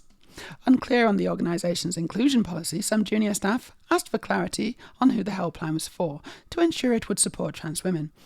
The reply from the Director of Operations at the organisation, not naming them, and another senior staff member was, if they sound like a woman on the phone, talk to them. If they don't sound like a woman, it doesn't matter if they say they are, hang up. We're not supporting them. The same investigation also found that workers had overheard colleagues making prejudiced comments about trans women. These included referring to trans women as women, asserting that only biological women should have access to refuges, and senior staff telling junior employees that they themselves were behaving like perpetrators by supporting trans inclusivity, as they put them on the side of, quote, men. Even when openly discussing trans women who may need access to services, the language used was dehumanizing. There is a real focus on the penis, one worker told the magazine. Some women working in the sector revealed that they had been instructed to stop tweeting in support of trans women from their personal social media accounts. The people in leadership positions within the support sector will openly call trans women men and conflate trans women's existence with the gaslighting of cisgender male perpetrators may go some way to explaining the institutional barriers many trans women have come up against while attempting to access support in gendered services. The British media conversation about trans women and women-only domestic violence services has been instrumental in blocking legal gender recognition reforms and has prevented genuine engagement with the reality of trans women's experiences of domestic abuse, which are, as a result, simply erased. Here it's crucial to point out that the struggles faced by trans women in this regard are very similar to the struggles faced by BAME, lesbian and disabled women. There is a wider structural reality at work. The hostility and bad faith discussion of trans inclusion in domestic violence services is in the interests of a right-wing government that does not wish to fund these services at all. This manufactured controversy over trans inclusion is a deliberate distraction. The bitter debate over trans women makes political solidarity and organising among LGBTQ+ people and cisgender straight women more difficult. But such solidarity is desperately needed in order to fight cuts and the changes to welfare provision that make it harder for people to leave their abusers. Instead of solidarity, transphobic commentary rejects any responsibility towards trans survivors, often insisting that trans people should create their own services and refuges if they need them so badly. While specialist provision for trans survivors is to be encouraged, there is a difference between advocating for tailored services designed to help people with specific experiences and championing enforced segregation. There is also a lack of practicality in the idea of these hypothetical third spaces, often touted as a specious solution to the problem of trans women accessing women's services. The trans population is so small and geographically disparate, it would be difficult to provide a specialist service in every location where a trans person is in need of help. The choice can't be between tailored services or no provision at all. Accommodation in mainstream services will always need to be an option. Many services for women already do precisely this, as one refuge manager put it. If somebody comes to a service, if they say they're a trans woman, then we would say, do you want to be referred to a specialist LGBT service, or do you want to stay within our service? Whether it was sexuality or gender or ethnicity or race or disability, if we know of another organisation that's got specialist support, we would offer them that, as well as saying that they can come into the general organisation if they choose to. Many people, whether trans or cis, will be fortunate enough never to require the services of a homeless shelter or domestic violence refuge. As we age, however, many of us will become reliant on care homes and hospitals, which are in many ways analogous to the public housing and hostels discussed above, and which carry many of the same problems regarding gender segregation. With a growing older population, over the next 50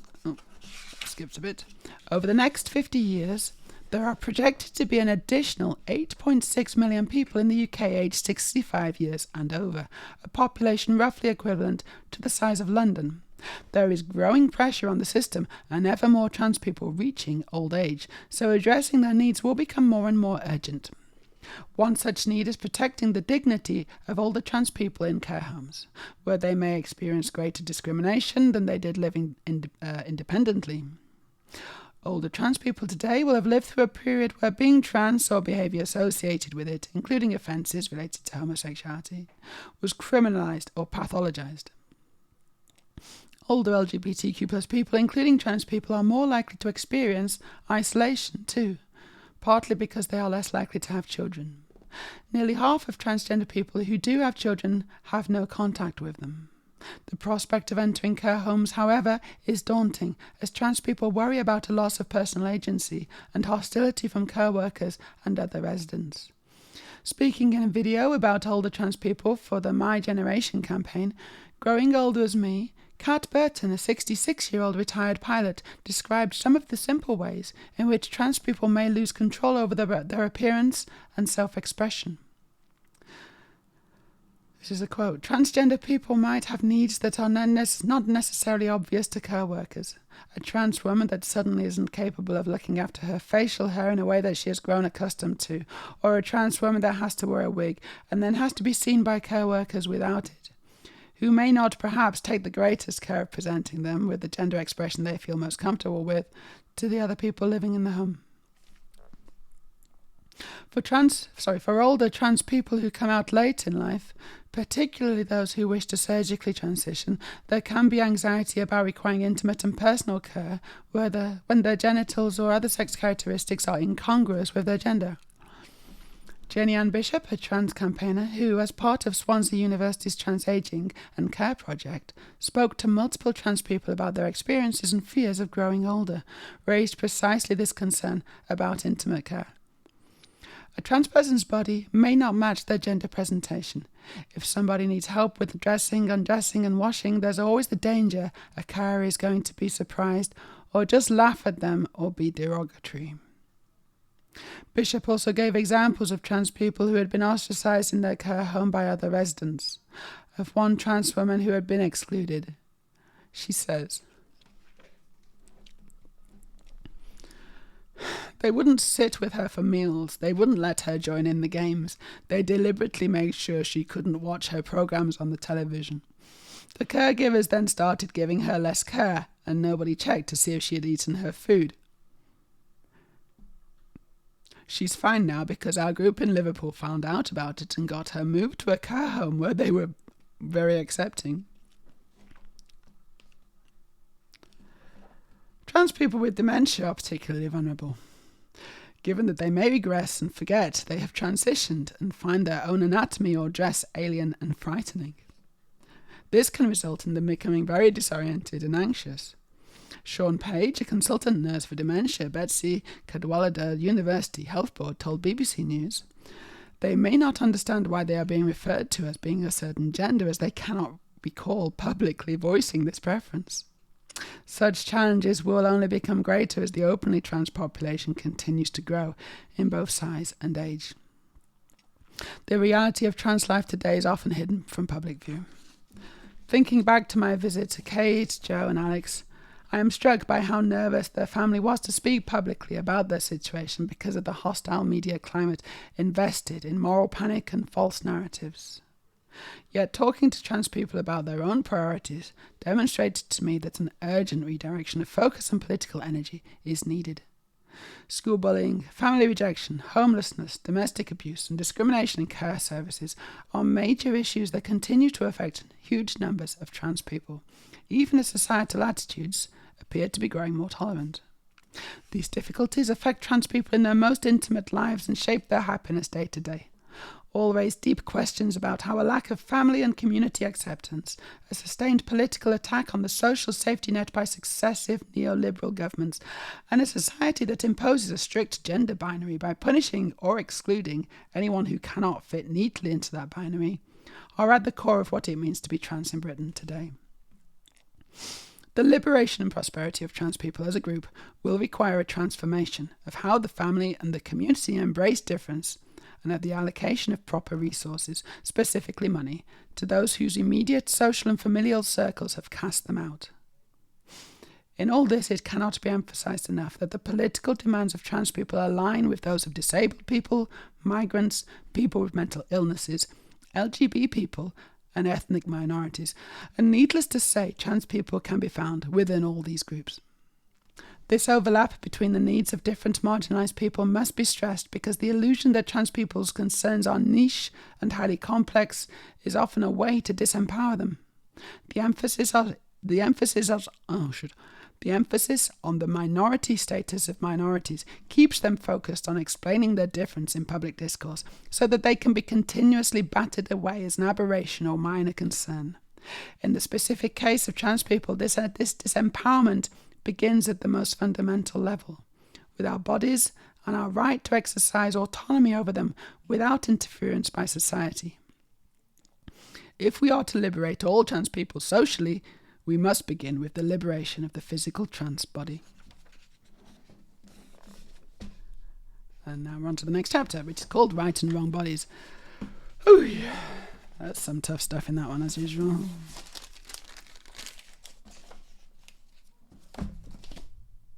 Cool. Well, I hope you enjoyed that. God, we got some more transphobia in the chat. Incredible. We've had a lot of transphobia tonight, haven't we?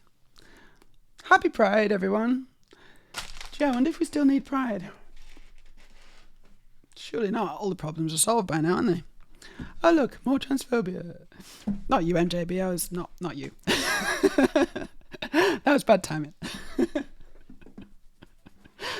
Oh gosh. Yeah, happy Pride. Happy Pride, Laura. MJB, I don't know how you got through that, Meja. It was difficult to hear, even though I've read the book. I know it's important to hear, but please look after your own needs. I will, I do. Got chocolate to look after my own needs. And in fact, I think we're gonna have dinner now, so that's another way to look after my own needs. I'm gonna raid on, I think, at this point.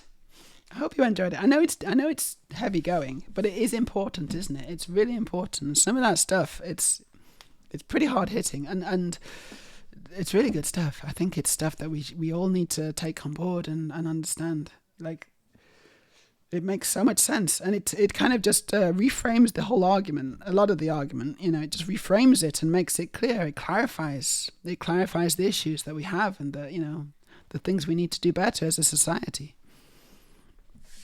So I'm looking forward to reading more of that book. It's a brilliant book. I'm going to carry on to chapter 2 at some point. Maybe not next time because I've got a guest on Sunday. On Sunday, oh, hold on, let me put my music back on. It's too quiet. Let's put Chili DM on. Yes, on Sunday we've got Dr. Natasha Kennedy is coming on Sunday. So normal time, 1 o'clock or 1300 CET, Central European Time. The wonderful Dr. Natasha Kennedy will be joining me, and we'll be having a jolly old chat. So I hope you can come join us for that. I'm now going to see if there's someone we want to raid. I would do, but here we go.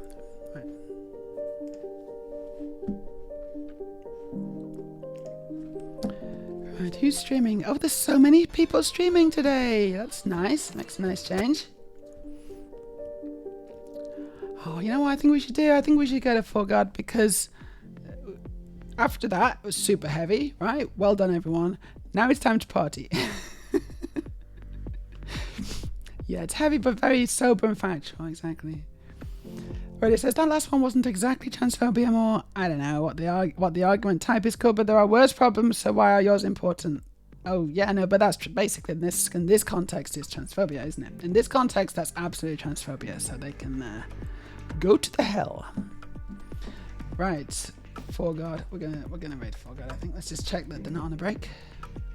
I don't want to fight with anyone here, okay? Yeah, no, this is gonna be nice. It's kind of it looks like a slightly pride themed stream, maybe. He's got rainbows on his decks, which is always good.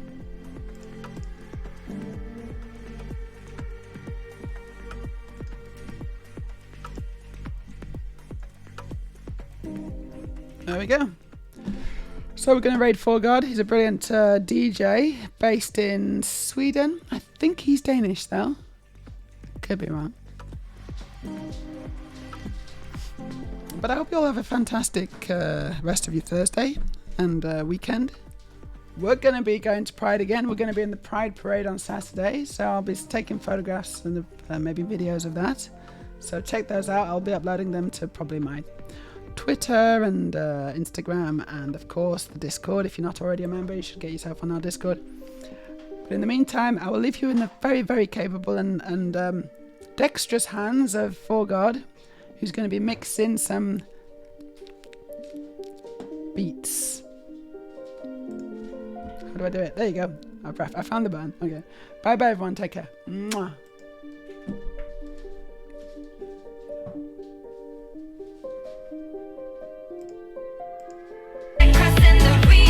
With a sexy side view like Miss Shelton, right? Transbricks on the raid, welcome! There she is! Transbricks on the raid, thank you so much from Norway!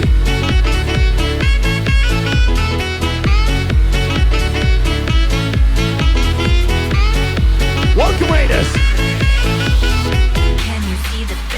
Welcome, Raiders! Welcome to Sweden! Can you please, everyone, give a warm welcome to all the Raiders who came in from Norway with Transbricks? And can we just get everyone to follow Transbricks right now? Happy Pride Month!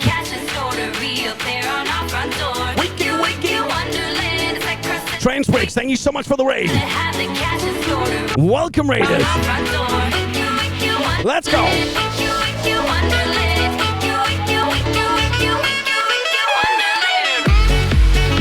Can I just have everyone watching right now to give a follow for my fellow streamer